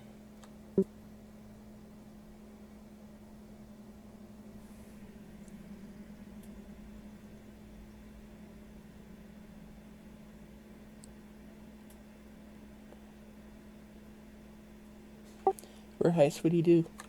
I'm looking around for. Okay, do I recognize this sweet succulent voice?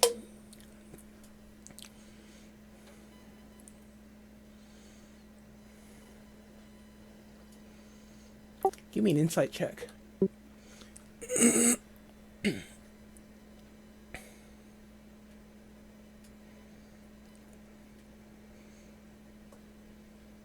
It sounds very familiar, but you don't know why.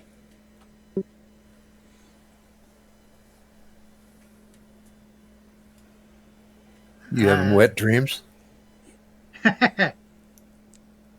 No, that's what's worrying me. Hmm, Uh, I start looking. I start walking around trying to find this voice on the fence.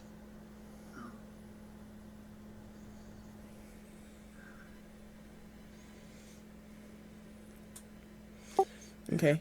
As you're walking around looking, you kind of raise your hand, to extend the distance of the um, radius of light from the fire in your hand.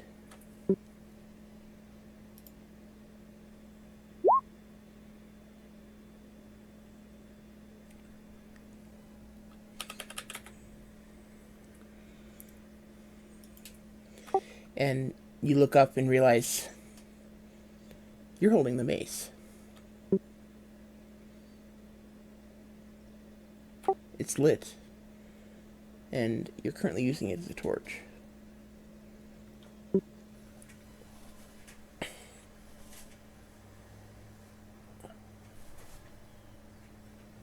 I drop it and jump back.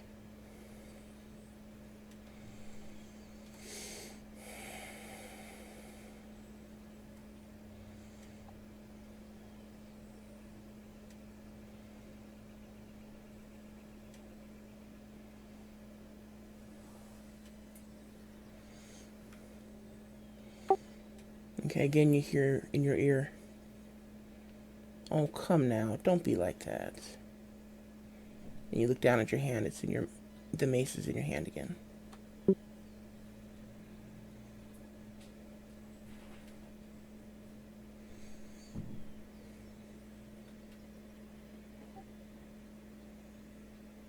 I drop it again and I'm looking around. Okay, the charisma saving throw hasn't even come into effect at this point. I'll let you know when that comes into effect. I still, just because I've been without it, that's what I'll go with. That right now, I was trying to get, you know, I'm I'm tired of the bloodlust because I know I'm getting it. Shut up, Elro.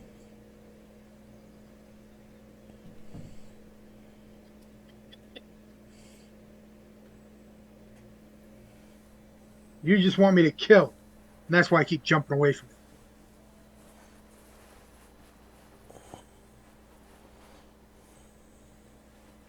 it. You don't have to kill. There are other alternatives.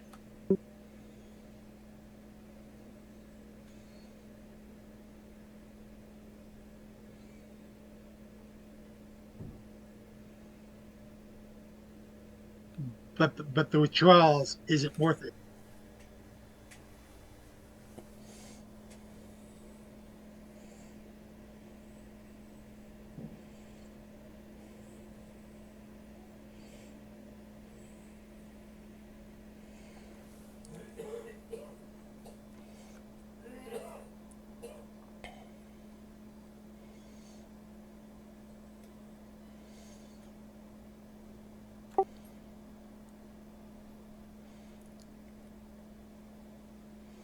you will suffer those effects, whether you use me or not.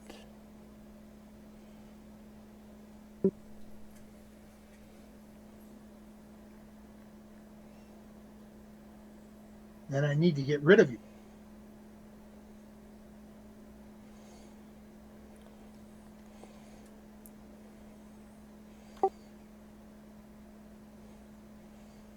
Um,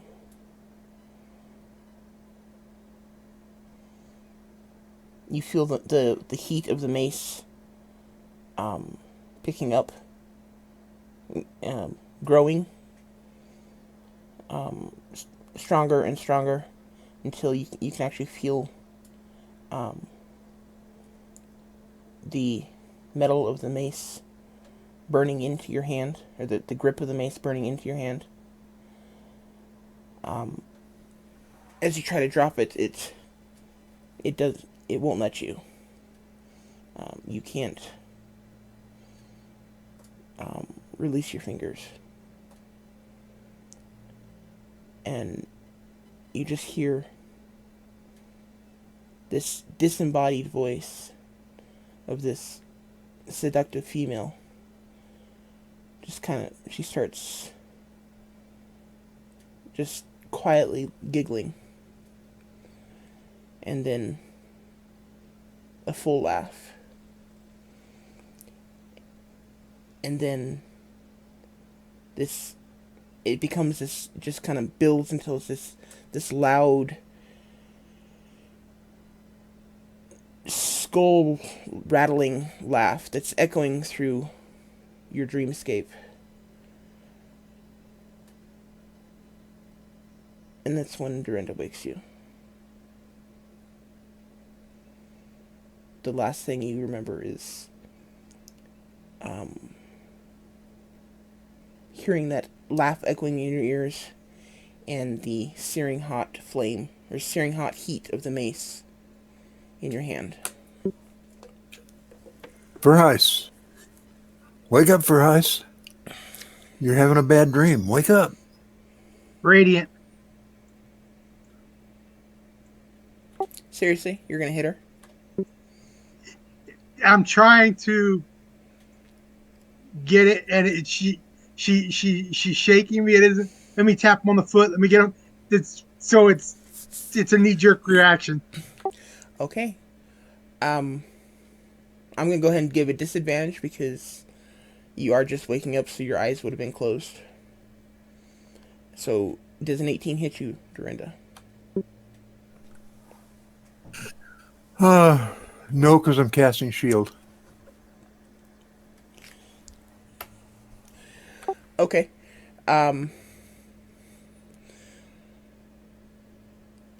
Dorinda's leaning down, trying to, shaking on the shoulder, trying to wake you up.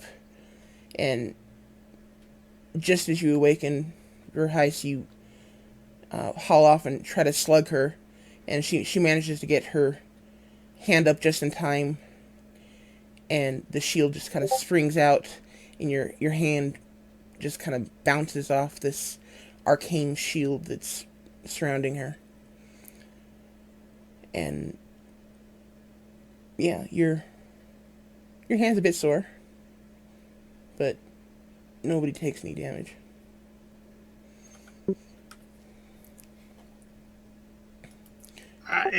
Unless Dorinda wants to attack you back. Dad? No, I realize that he's struggling out of a nightmare. Give me a wild magics check for the shield.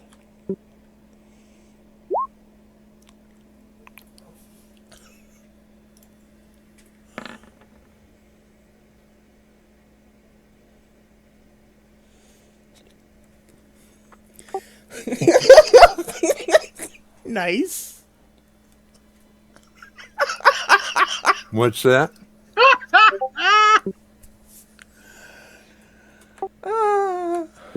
You're not going to share it with us?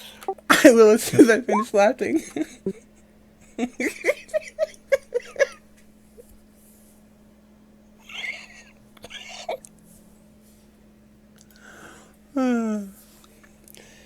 Okay. So Verheis, your fist bounces off her arcane shield,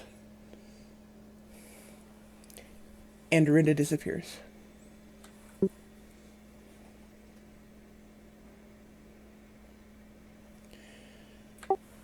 Dorinda, you are affected by invisibility, and other creatures cannot hear you.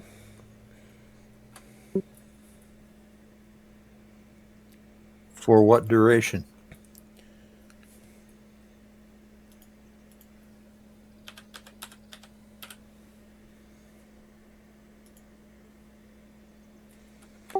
Invisibility lasts up to an hour, unless you break it. Okay.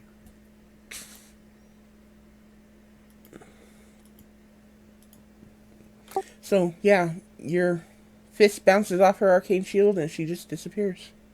I'm full alert, And she's and gone. yeah, I know she's gone, but I think I'm still in a dream, so I'm in full alert, defensive mode. Oh, and your hand does physically hurt from the burning in the dream. I mean, there's no actual, health point damage, but your hand does physically hurt. Yeah, then I'm on high alert, looking for. I'm not sure if this is reality or not at the present moment, because normally somebody just doesn't disappear when you smack someone.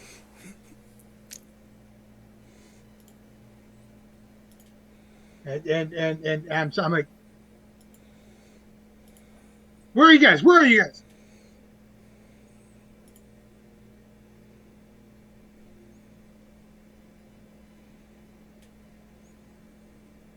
Because would she have disappeared before I saw who she was, or that's my question. Because that would have been You would I'm have. springing when I'm opening my eyes and I hit a shield, and then I go to look where where I would have hit, and nothing's there.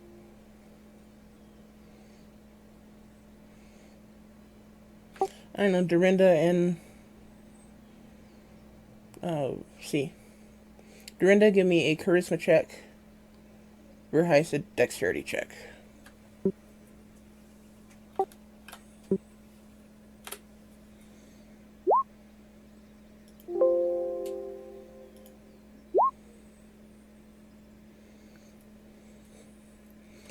You would have just seen her as.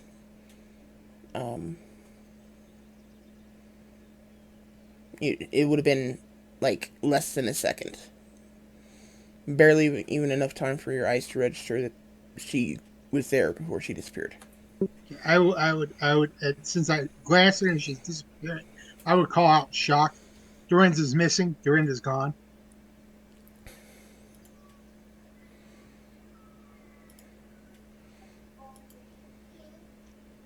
Okay, have did Dorinda wake us up yet? Yeah, she woke everyone else up. Okay, all right. What do you mean Dorinda's gone?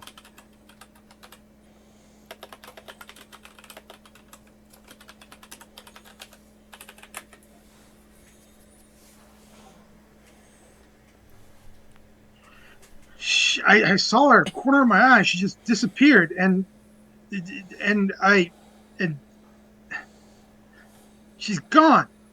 And I'm even looking at uh, Eagle slightly suspiciously because I'm not quite sure of my surroundings as I shake my hand.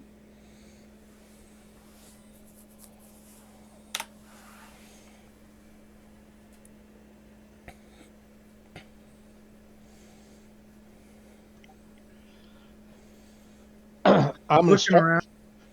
I'm gonna start looking around and see if we can find her anywhere by the camp.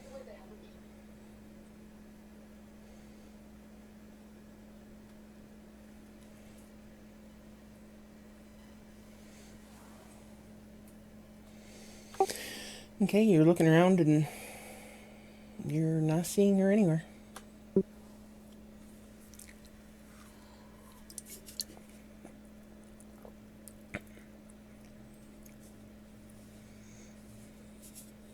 Elro will say,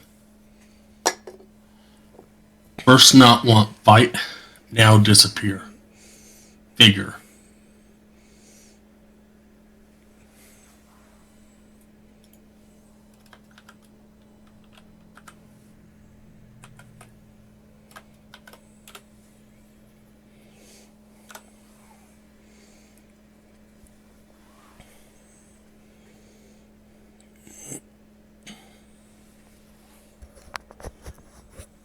And I'm looking, and I'm slowly moving my hand out to see if I can feel or touch anything.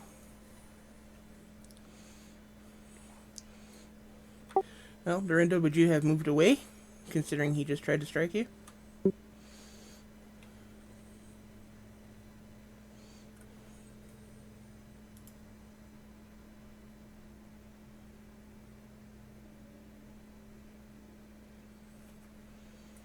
Dorinda.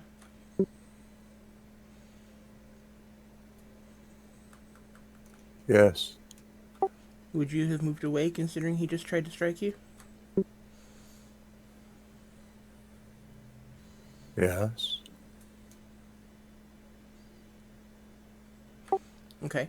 So, putting your hands out, try to feel for her. Nothing.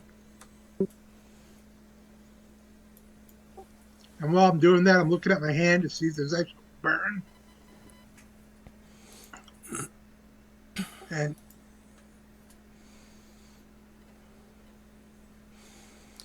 It is red, but there's no actual. It's not like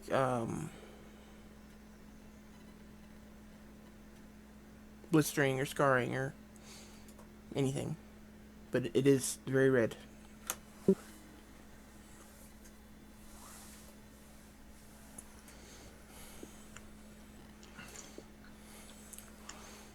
Kind of looks like it's got a bad sunburn.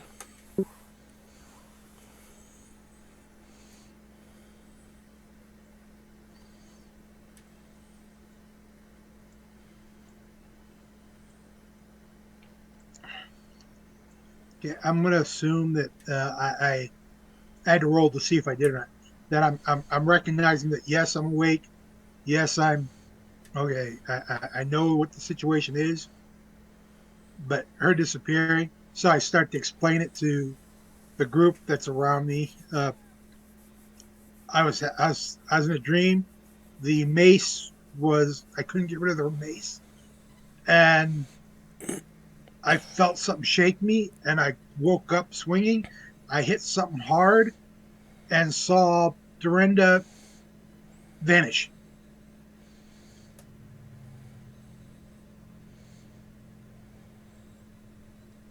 He says that, Elro will just Yeah? say, Vil his wop. Which only Do you have which a, only Verheis will understand.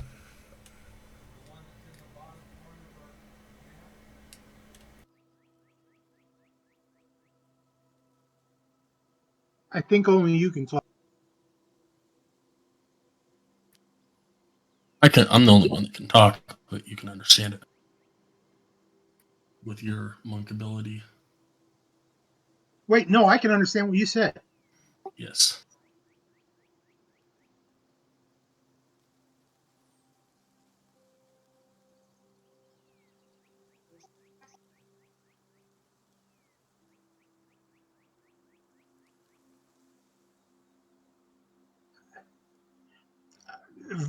Verheis laughs a little as he's looking and looks over at Elro and and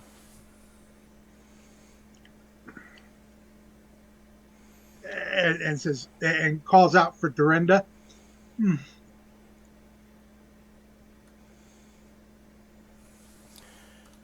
I apologize. I didn't hear anything of what you guys were saying. I took my headset off for a moment. Um, Last thing I heard was Verheis was reaching around trying to find Dorinda. And then he explained his dream and what's going on. Then I had to take my headset off. So if something happened that I should know, let me know.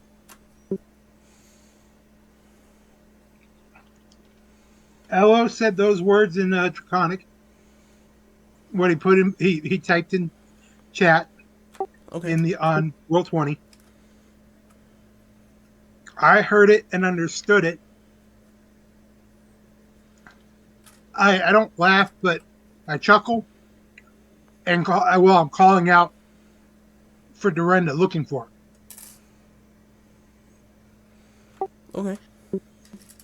Elro sits back down.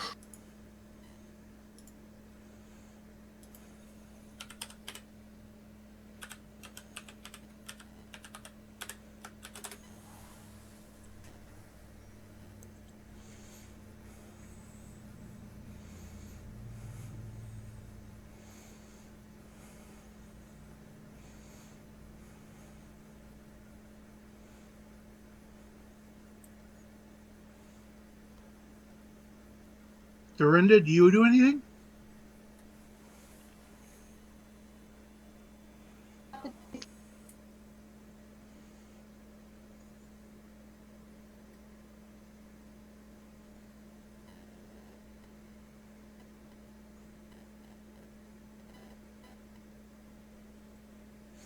I think he's taking the whole nobody can hear her seriously.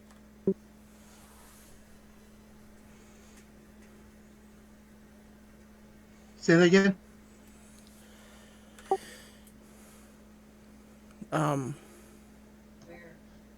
I said I think she's taking the whole nobody can hear me thing seriously. I hear you. Gotcha. I checked to see if her gear still. Yeah, her gear is, with her bedroll. Just, just like any other morning. I asked Eagle to look for tracks. I'll go out and scout around and see if I can see anything. Okie doke, give me a survival check.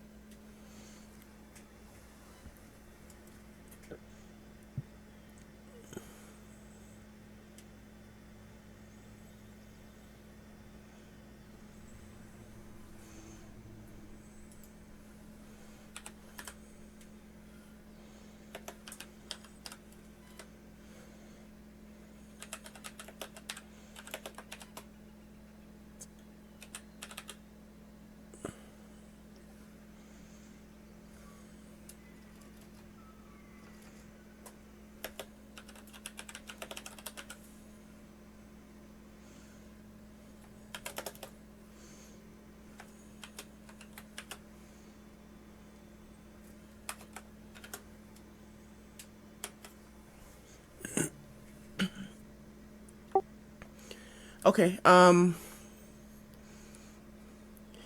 Eagle, you start to, basically start at the perimeter of the camp. Just kind of make your way around, going out in a small, or in concentric circles. Maybe 20, 30 feet. But you don't see any indication of anyone coming or going.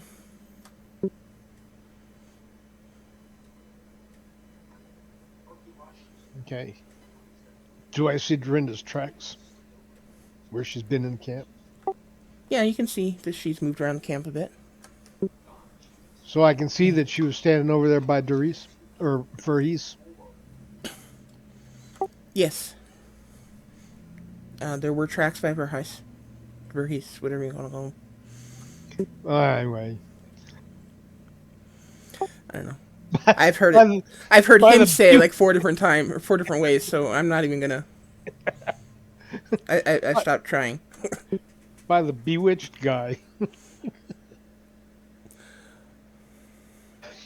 Okay, I'll let them know that the only tracks that I can find of Dorindas are over here by Voorhees. I ask if they just disappear.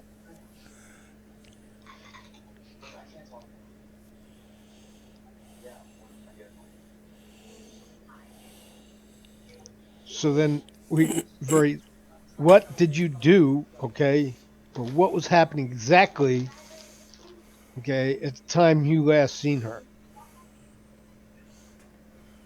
I was trancing, and in my trance, the voice of the mace, or what I assumed to be, okay, the I assumed to be the voice of the mace, uh, the entity in the mace, called to me, and I was in Misty Land, and I was carrying a torch, walking around. I'm looking for the voice, and as it clarifies, I notice that the torch isn't a torch; it's a mace when it's lit, and so I dropped it because I have been really having bad feelings about the mace with this happy-go-lucky getting into fights as I've been getting. It's not natural. It's not my natural training. So I was, and it appeared in my hand, so I dropped it and jumped back. And then it appeared in my hand again, and I dropped it and I jumped back. And then it appeared in my hand again, and then it started to burn me when I said that I have to get rid of you. And I couldn't get rid of it. I couldn't get rid of it. Right about that time, something poked me and or jarred me, and I swung at it, thinking that it was another attack, and I smacked something hard. And as I opened my eyes, as it cleared, I saw Dorinda there, and then she was gone without a trace. To where even I thought I was still dreaming, but my hand hurts, or not hurts. I know I felt contact when I hit something, and my hand hurts from where the torch was being held. And I checked my bag, and I know I'm awake now, or I feel I'm awake. And I checked my bag, and the the, the mace is still there. And Correction. Correction. You checked your bag. It's not in the bag. okay, because I It is actually hanging on your hip, just like normal.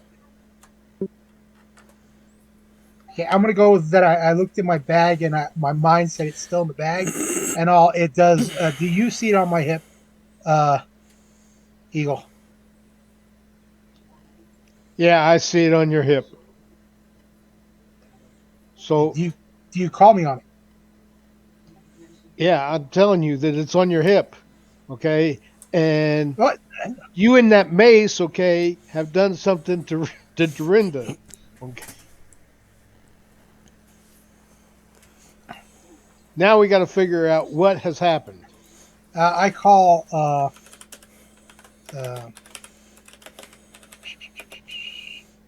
yeah, my mind just went. Elro, Elro, Mm. can you help? Help what?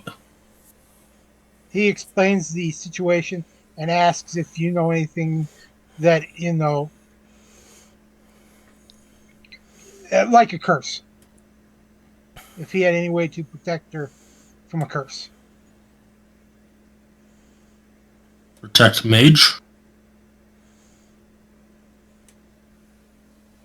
protect the party from this mace,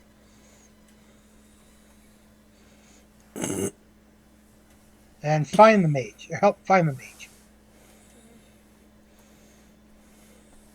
Meh. Maybe. Learn. Try learn more.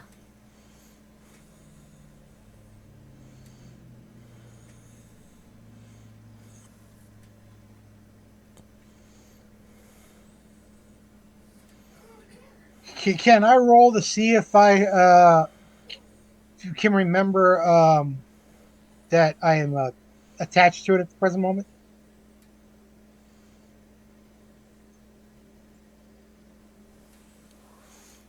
Attunement isn't a real thing. It's kind of a. I think it's just a mechanic. It's not something.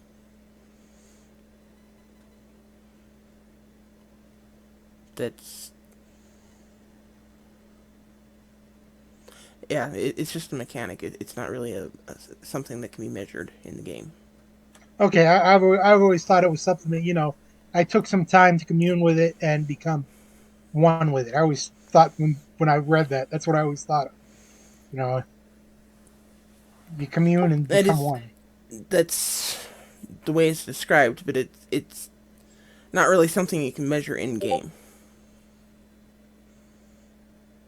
I mean, you guys don't know that you're attuned to these items. You just know that they're important to you, and you don't want to get rid of them.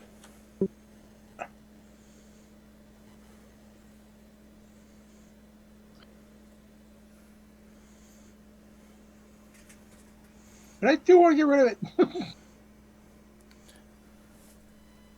I mean, think of it as attune is just taking time to get comfortable with the item.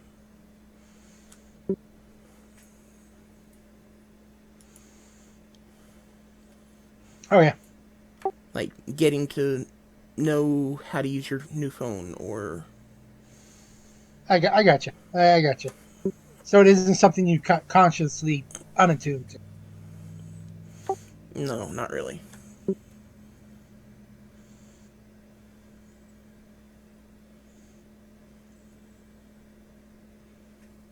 And I still keep looking for. I'm on guard, still looking around uh, for Dorinda as I explain this. And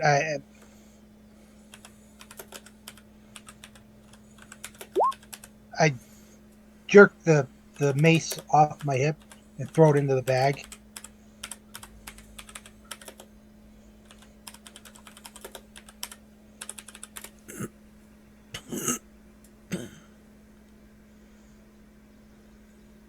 Yeah, everyone had a full rest. The only one missing anything would be Dorinda, the one level 1 slot for shield.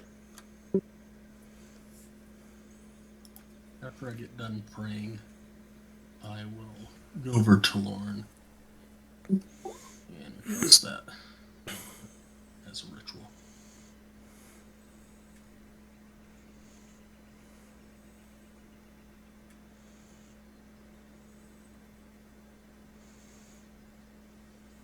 Do you actually have the copper pieces? I would imagine it's part of stuff, right? No, those you actually have to provide because they're used. I have no idea. I guess technically you can reclaim them after you're finished.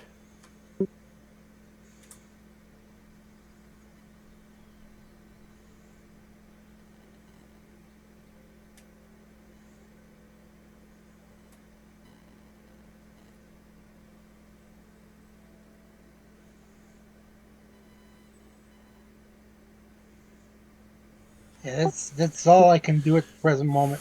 And I'm moving around the campsite, just literally moving my hands back and forth, or one of my hands back and forth, in case something there that I can't see.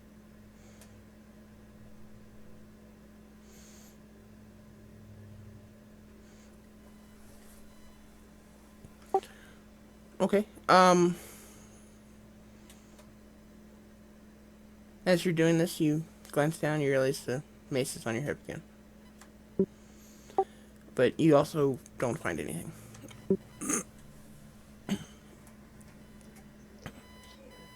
Question.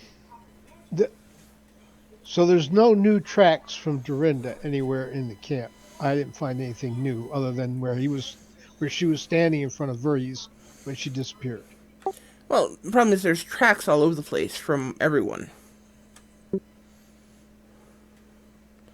So you don't know what's new and what's old.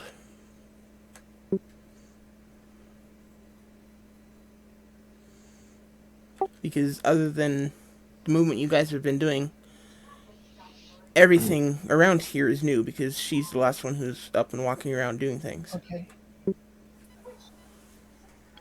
I I have an idea. Everybody freeze in place. Nobody move. And what I'm going to do is I'm going to go around and I'm going to smooth out everything in the camp area. Okay. Okay.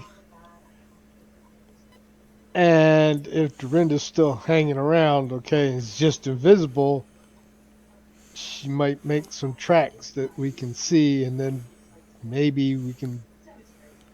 Uh, anyway, it's worth a shot.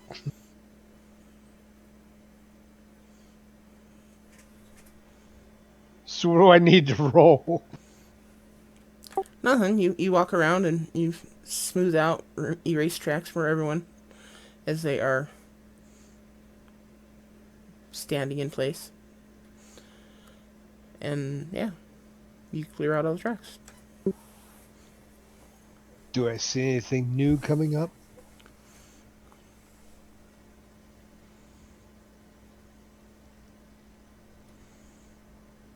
Does he run into the shield as he's walking around? Nope.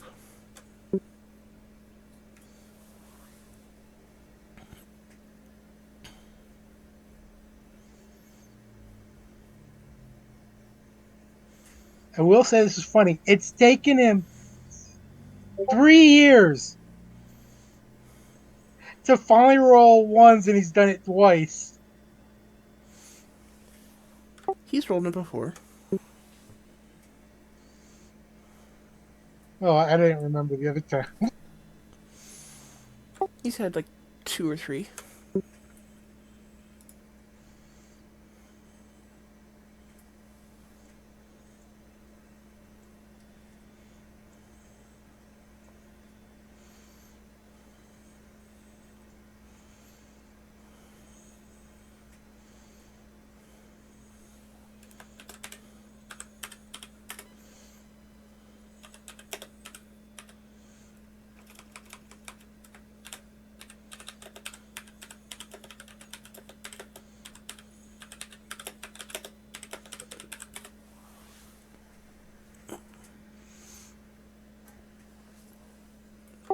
Okay. um.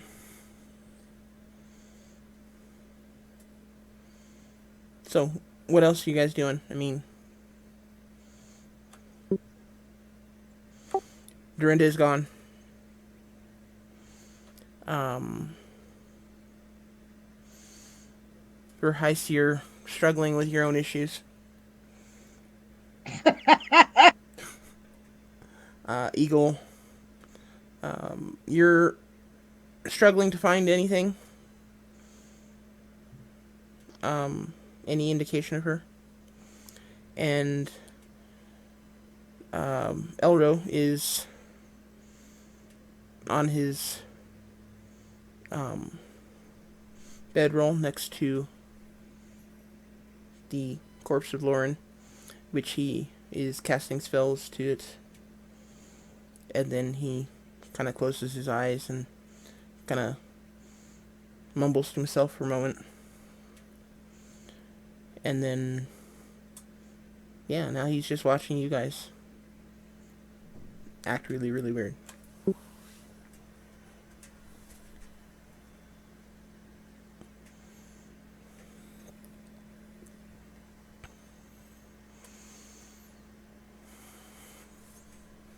I say we wait here since we have nowhere to go.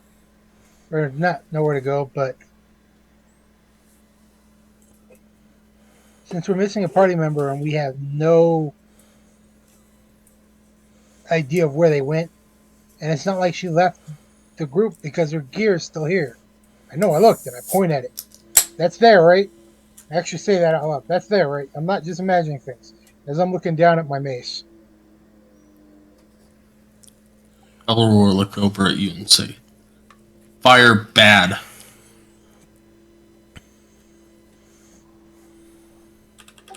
Very I bad. agree. Mace was cool for him. Now it's not. Mace is not cool anymore.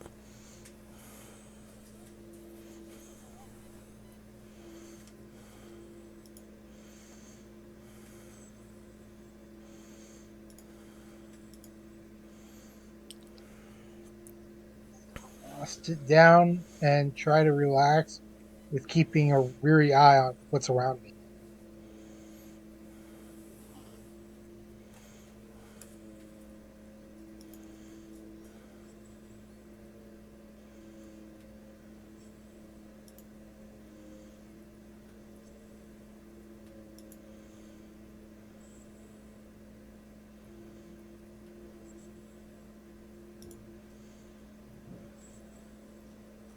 Yeah, I imagine somebody just disappear in front of me and how I would react. My God.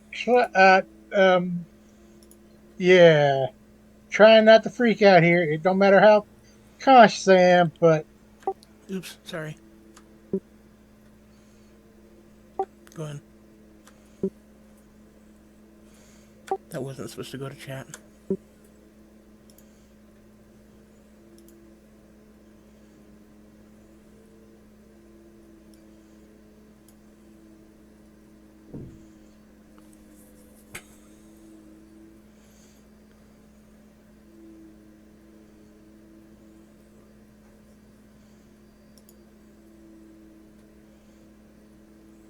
that's cool. Actually, since I showed it to you, I'll go ahead and show you the rest of what it's actually made happen so far. I'm not finished with it by a long shot.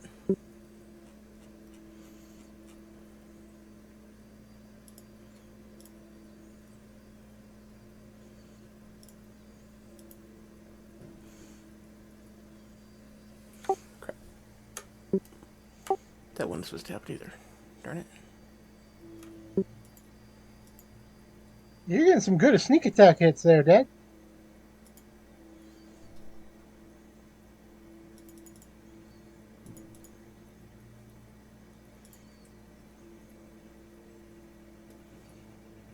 For people that see this and see how simple and beautiful it looks, holy crap. That is a lot of freaking coding that is inside that tiny little box. Yeah, okay, there were 3 shots there, but I had the number cranked up because I was doing a bunch of testing. There should have only been 3 available. So I knocked it down to 1 so you can see what happens when you use the last shot.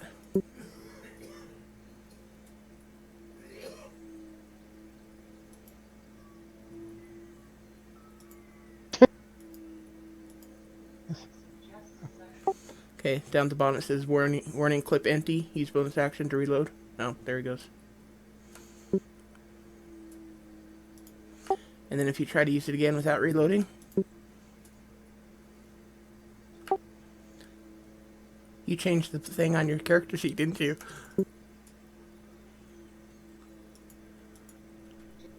Damn it. I thought I reloaded. Okay, that's what happens if you try to use it Oh, without reloading. oh, okay.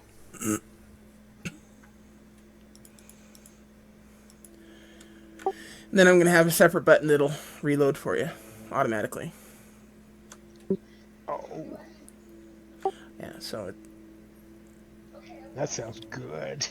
but eventually before I'm done, it's going to when you click the button, it's going to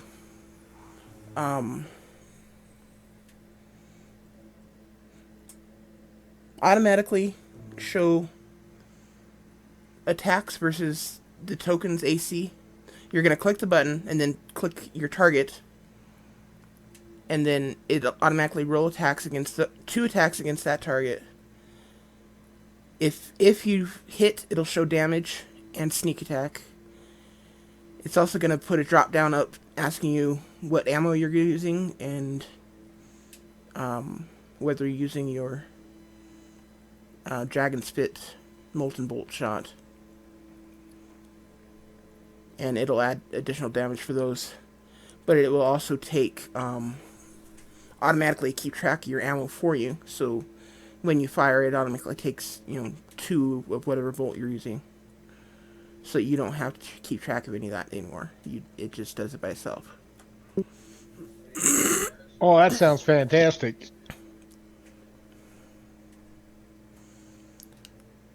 So yeah, As long as the API works. yes. Yeah. Which only gets broken like, every other week or so. Well, I can relaunch it. That's not a problem.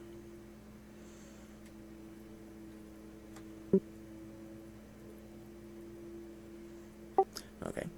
Enough with my showing off. Back to the game. Sorry, guys.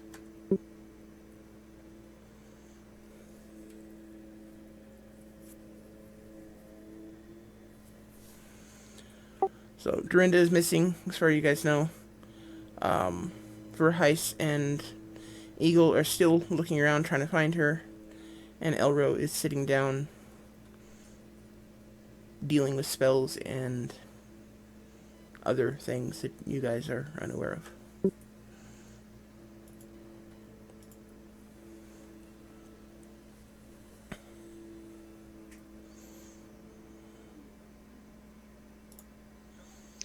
I'm stumped.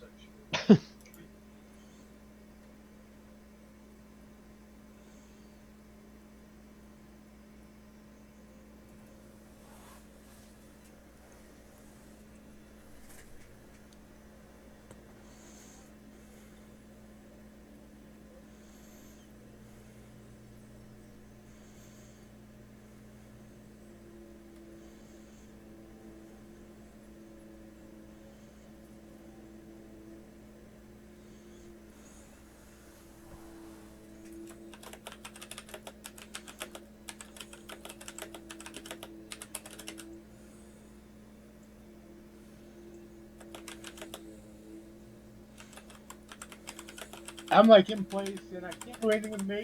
Can't do anything with this, and I'm bitching.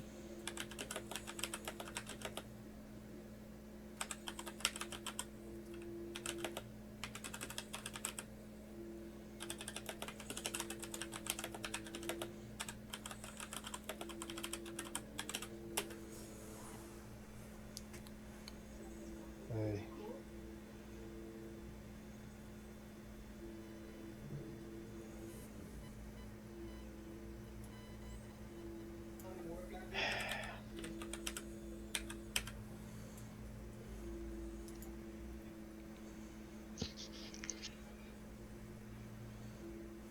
Verhees, since that mace is what's causing all the trouble, I think we need to cook some food and we need to start a good fire. That looks like good firewood.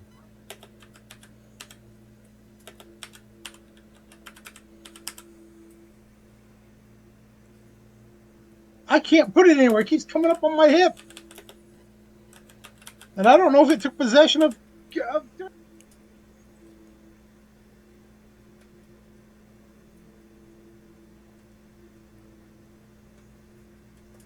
I'm just saying we need to get rid of that mace.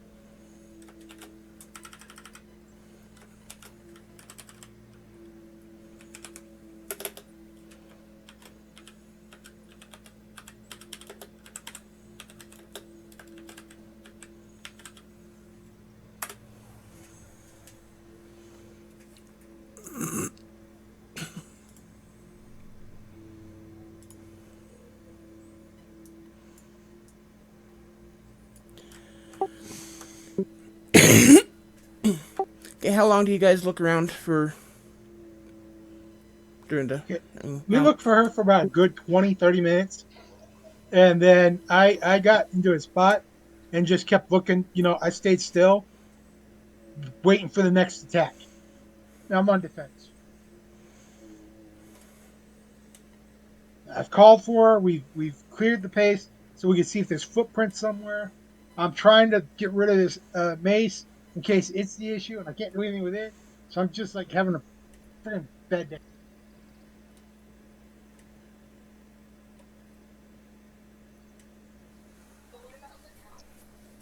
okay.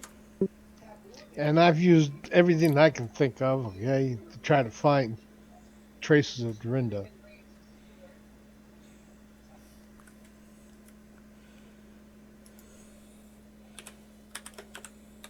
Elro will cast Detect Magic. Can he see Dorinda and her magical stuffs?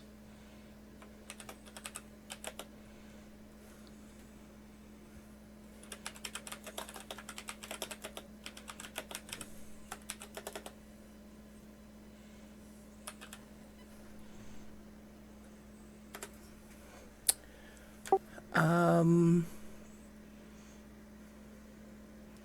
you can see there is a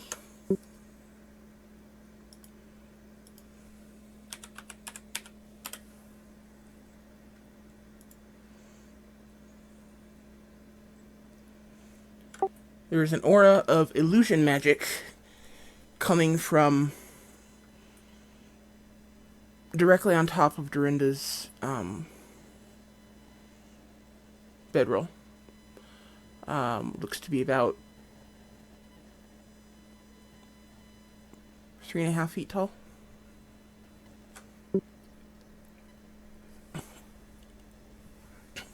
Gnome size. Elro will point over to that direction and go, Mage there.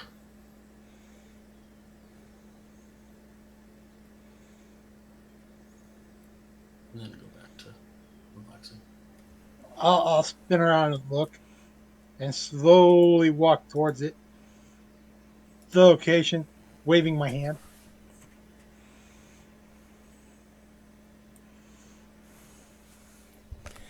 Do you dodge the hand? I try to. Okay.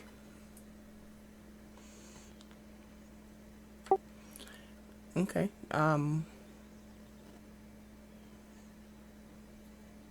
Yeah, you don't contact anything. I'm looking at now. I'm looking at Elro. And, you sure? Something there.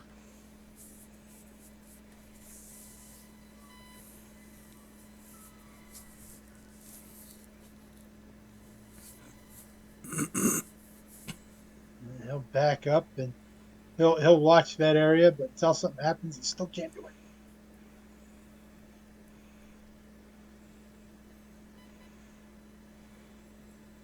He'll mumble something about this is worse than exercises at the temple.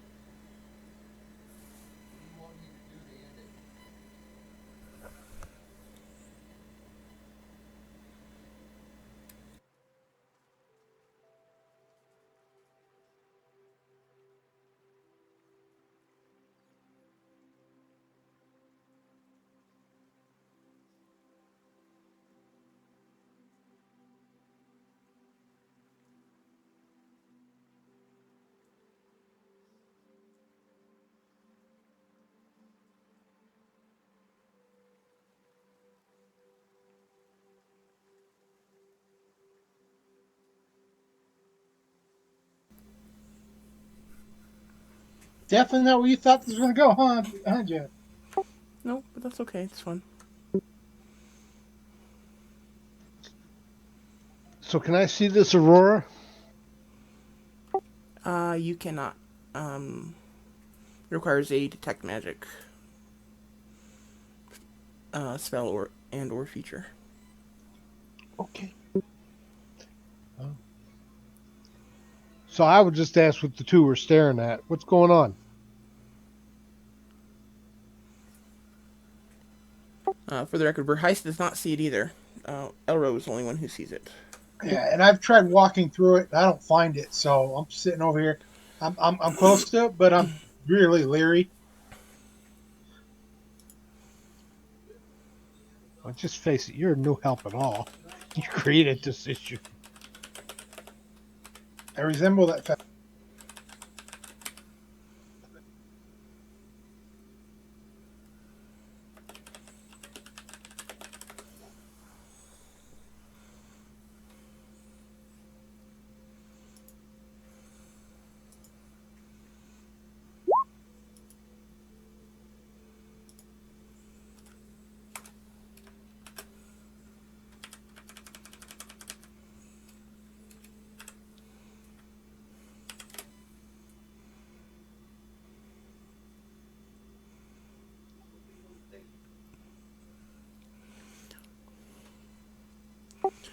Okay, Verheist. You, as you're watching and trying to figure all this out, actually, Eagle, you see this. You suddenly see a couple of footprints in the ground behind Verheist. But before you can actually say anything, Verheist, you feel a smack upside the back of your head. And Eagle, you watch as Verheist reacts like he gets struck in the back of the head, and then suddenly Dorinda is standing behind him and ducking.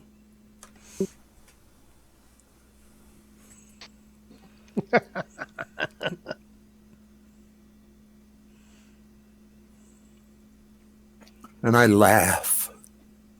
Okay, at the laugh, I freeze.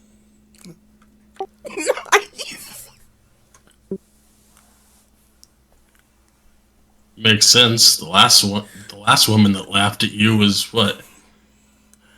30 minutes ago in a dream? Nice. It does sound very similar, but definitely not the same voice. And Okay. there's Well, no. Sorry, go ahead.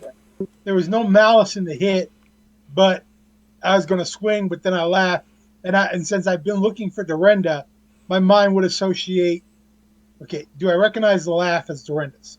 Yeah, it's obviously Dorinda. And that's why I freeze instead of okay, I'm under attack. I'm going to swing again.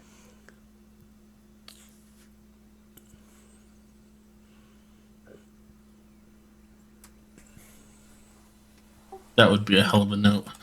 You swing again, she shields. She gets another one on her wild magic surge.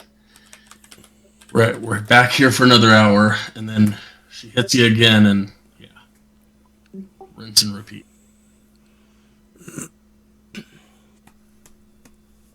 It was tempting.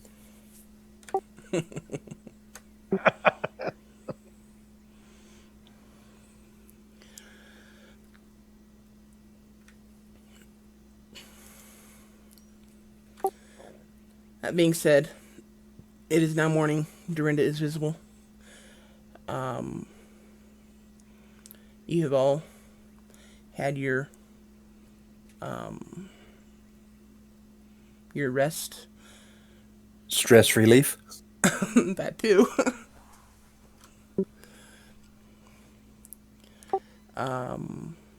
So what are you guys gonna do now? We need to think about something to do with that mace. Because obviously it keeps If coming you have back. an idea, I will gladly accept. Well, I understand that, but you can't just toss it away because it'll come right back. Can we put it in your bag and see if it'll stay at you? Why should it? It did before. Well, yeah. You can try, but I wouldn't bet on it. I give it to her and put it in her bag. Okay. And do you actually touch it, Dorinda, or do you make him put it in the bag? No, I'll make him put it in the bag. You know when the DM asks you that question.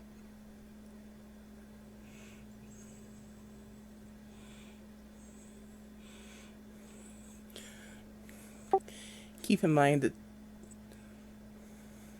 Never mind. If it comes out of a bag again, I think we need to use my idea and burn that sucker. Except that would most likely result in Verheis getting burned when it gets back into his hand.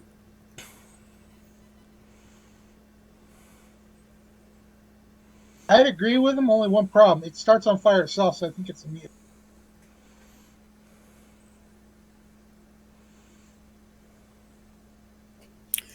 Do you suppose we could chop it up?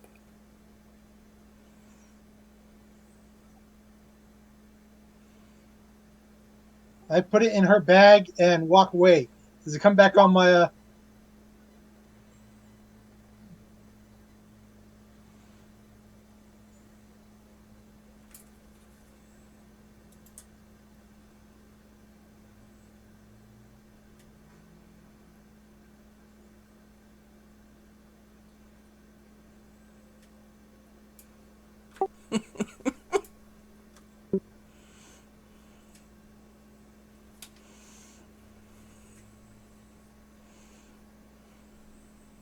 Not at the present moment. I'm too busy thinking about trying to get rid of this stupid mate. Well, if you got rid of it in the bag and your hand was just still there, I don't think about stealing from my own crew. Okay. Now, that's not being said that I'm not thinking about acquiring the certain no. things from Lauren.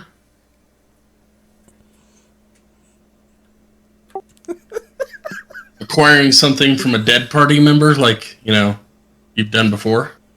Exactly, and that is okay, because we may need those supplies. Okay. As you guys start to go about your business,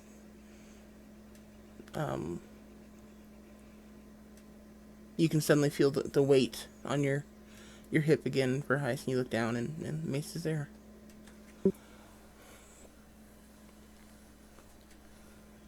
I think you're going to need some arcane help, more than I could give.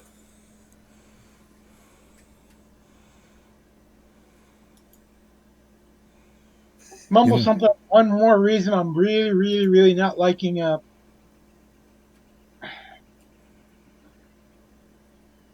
Tim's other character, because I can't think of the name. Agris. Agris. Yeah.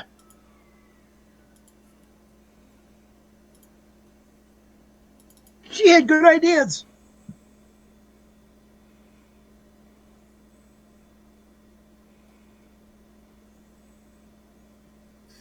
In the meantime, I'll leave it on my hip because there's nothing I can do about it.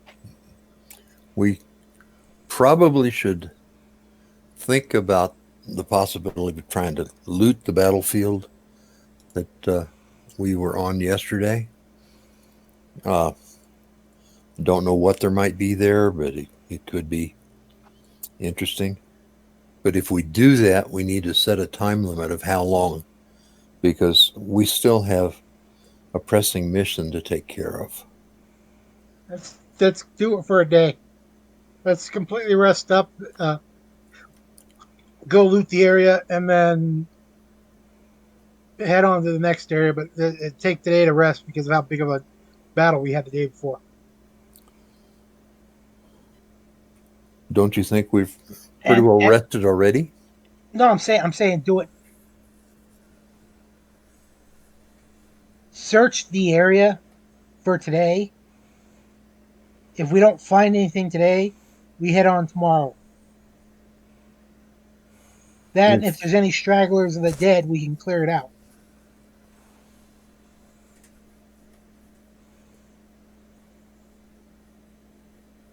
Well, concerned about getting involved in a battle. That's the likelihood if we go back in there and search the area. Okay. Well, in that case, regardless of possible treasure, maybe we should just go on. I vote we just go on. That's two. That's up to Verheis and Elro. Elro shrugs. Okay, how does that shrug translate? The best one that you could ask is Agrius, and, well, there you go. She's good. Verheis will go with the other sense.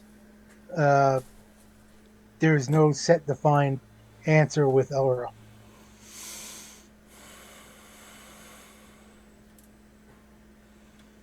So your vote is what? He'll follow you guys. If you guys don't want to raid, then we go and we look for his brother to pass on the body, so we don't have to carry it around with us.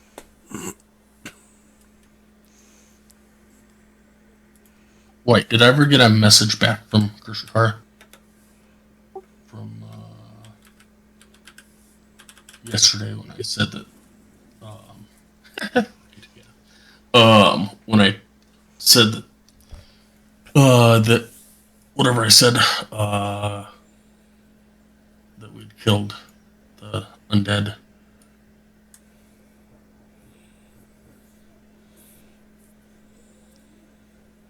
Broken.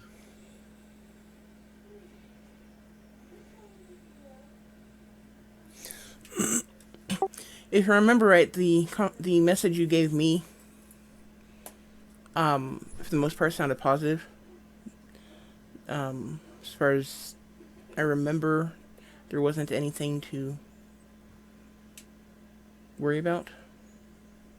No, I was just curious if it sent anything back or not. Then he would have, it would have come back, something along the lines of,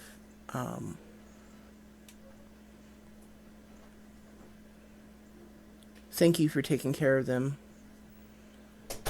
I detest the undead.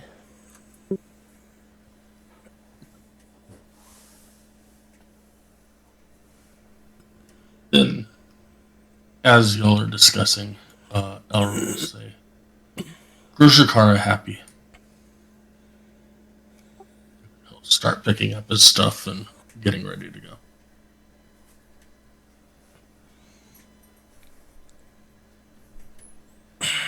I will grab the other 3 rations that I pulled out of my pack. And, well, I ate mine, but I'll toss one to each of the others. So then I'll pick up my gear and I'm ready to go. I'm putting my gear on my shoulder and munching on that. And ready to move out. Okay. Take a ration. He'll just eat leaves and plants as we walk. You say you did not take the ration? Correct. And he's vegetarian. I know, but The ration's vegetarian. Well, it can't be if it's got boar meat in it. Oh, I thought these were the ones that we got from town. Okay, never mind. No. So I guess I'll take it back and put it in the pack for another time. But then, As you're going, Elro just kind of, at random, just reaches up, grabs some leaves off a tree, and stuffs them in his mouth. Then he'll reach down, grab some leaves, and part of a branch from a bush, and stuff in his mouth. Just as you're walking along. Every once in a while, berries or whatever. okay, that's fine. I just want to head out. I'll go ahead and lead and start heading south. You going straight south or southwest? Oh, southwest.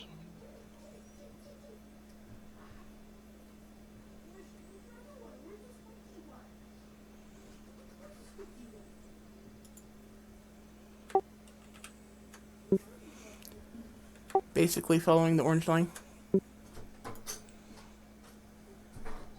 I thought that's what we said we were going to do.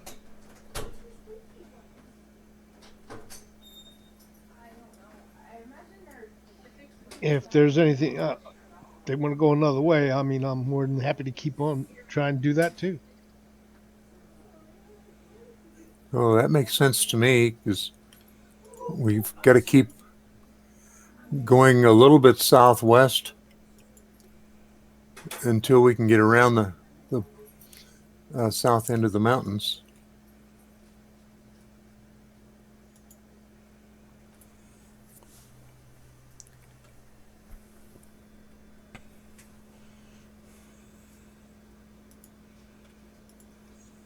Okay.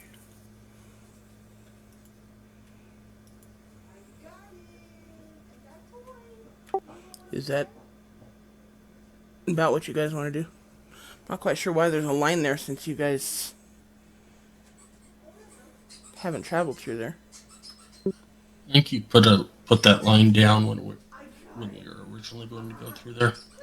Gotcha. That explains it.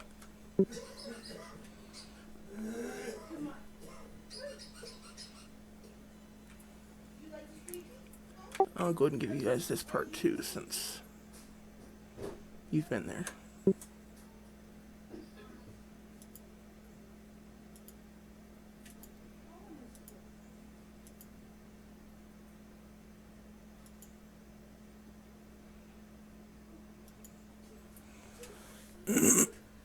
Yay for uncovering!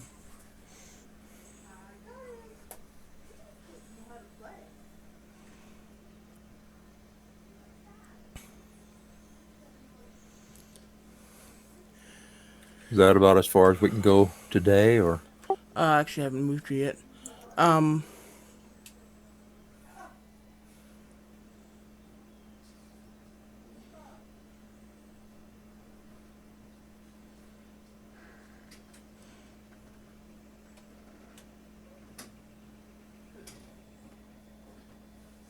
wants to know if you have the chips with you still, or are they all gone? Tortilla chips, yeah. You still have some? You want them? I don't think so.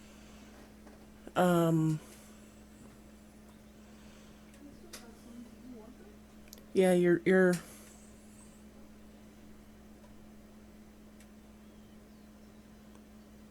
blah blah blah blah blah. The travel is a little slow, with the excitement of this morning. Going back to the excitement of this morning and the last several days. Going back to just travel is kind of mind numbing, and you guys are kind of itching to do something, anything other than just walk down or walk through the forest. But other than that, it's a relatively easy day. You make pretty decent time despite the wasting your time this morning. Who's carrying Lauren? Or how are you taking care of Lauren? Verheist and Elro made it to where the body didn't decay or anything, and I'm carrying the body. Okay. Give me a Constitution saving throw, Verheist. And Elro, are you actually carrying the chicken?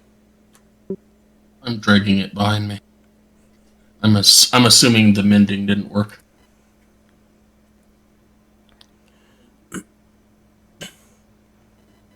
Well, you'd be able to... What am I doing? Constitution, you said? Yeah, Constitution saving throw. The mending, you'd be able to get it back to one piece, and even as far as working order. But it would not work without Lauren to bring it to life, so to speak. Okay, cool.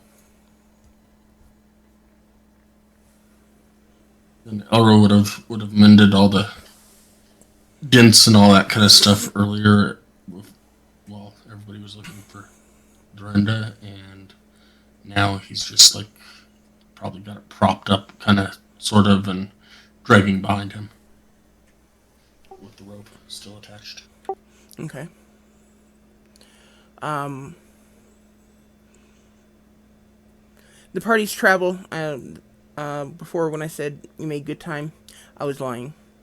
The party's travel is actually slowed a bit because Verheis is struggling with.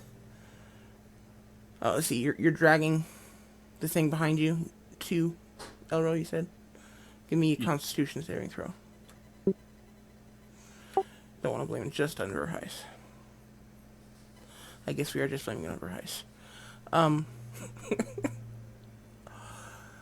Verheis keeps having to stop and rest because Lauren's heavy. He may just be a gnome, but he's heavier than it looks.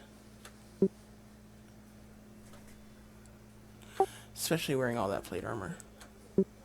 Let's say probably at lunch, if we are stopping for lunch. I don't know. Are we stopping for lunch? Yes, Verheis would definitely have to stop for lunch. Okay.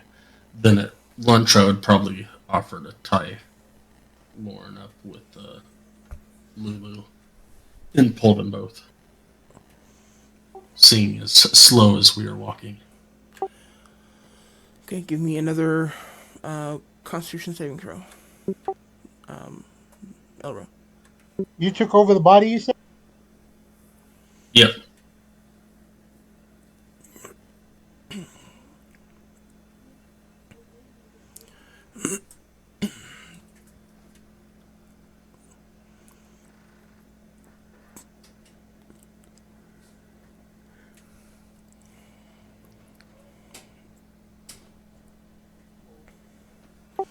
Okay,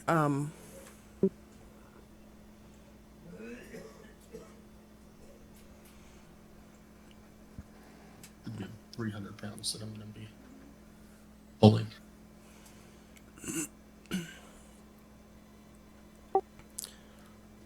yeah, I'm thinking that Lulu meets that by herself.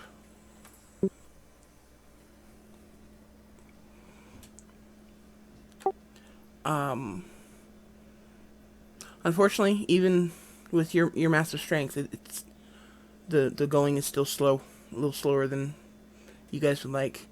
You only make it about 3/4 of your normal travel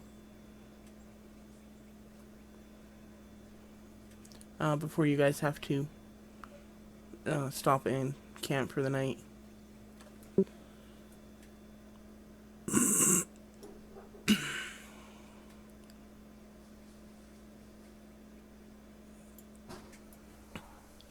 Let me see right about there.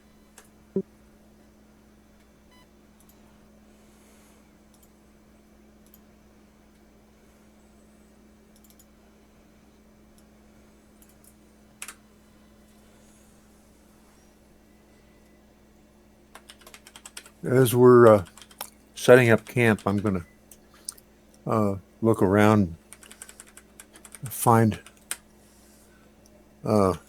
some poles so that I could put together a travel life for Elro. I think it'll make it a little easier on him. I'm going to do that, the poles and some lashing, and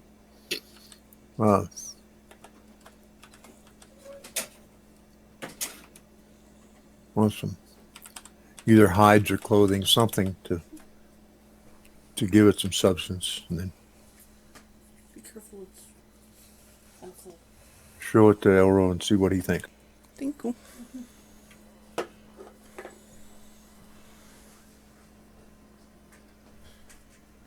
Or we'll give you semi-toothy grin and a shrug. I'll say, sound good. Verice will look for ingredients.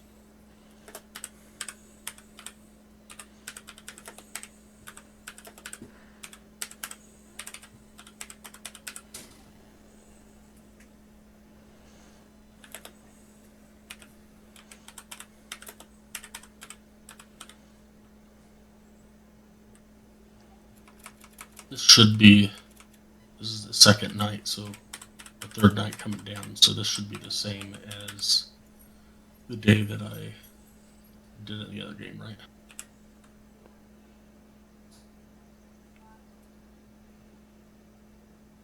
Yes. Then that is the sending to Agrius. Okay. You happen to remember what you said? I said, know how talk you now. Need ready spell when wake. Little like talk with Gershakara. Want make sure well? Want tell others?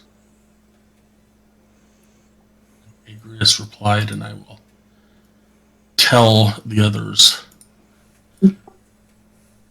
Elrogue, you can talk in my head now. Wow. I died yesterday, but I'm fine now. Made it home with some new friends. My grandfather.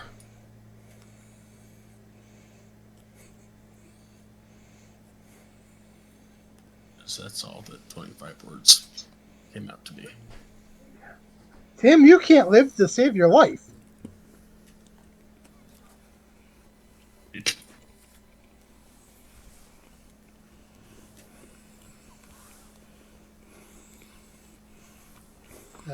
If he told us that, then tell him he's missed.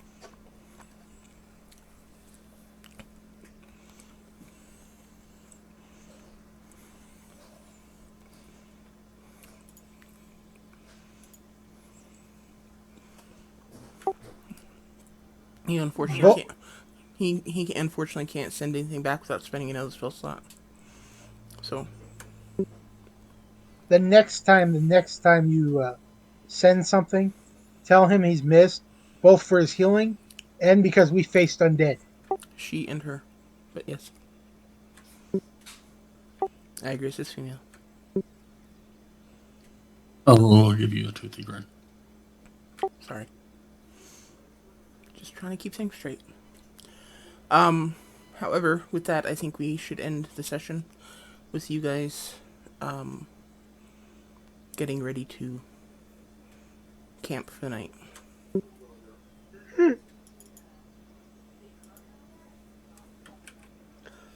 Sounds good to me. Sounds good, and we'll pick it up in about 2 weeks. Yeah.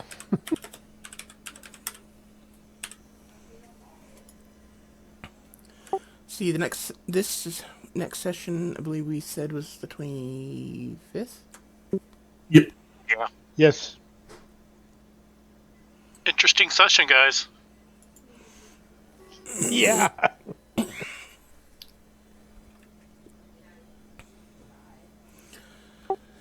So you guys are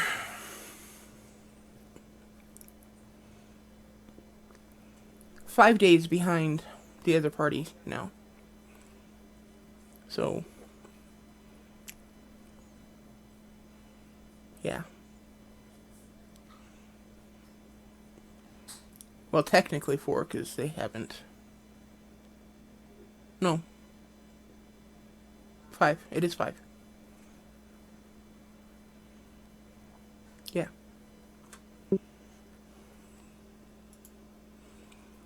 Incidentally, when is our next session of Agri's side story?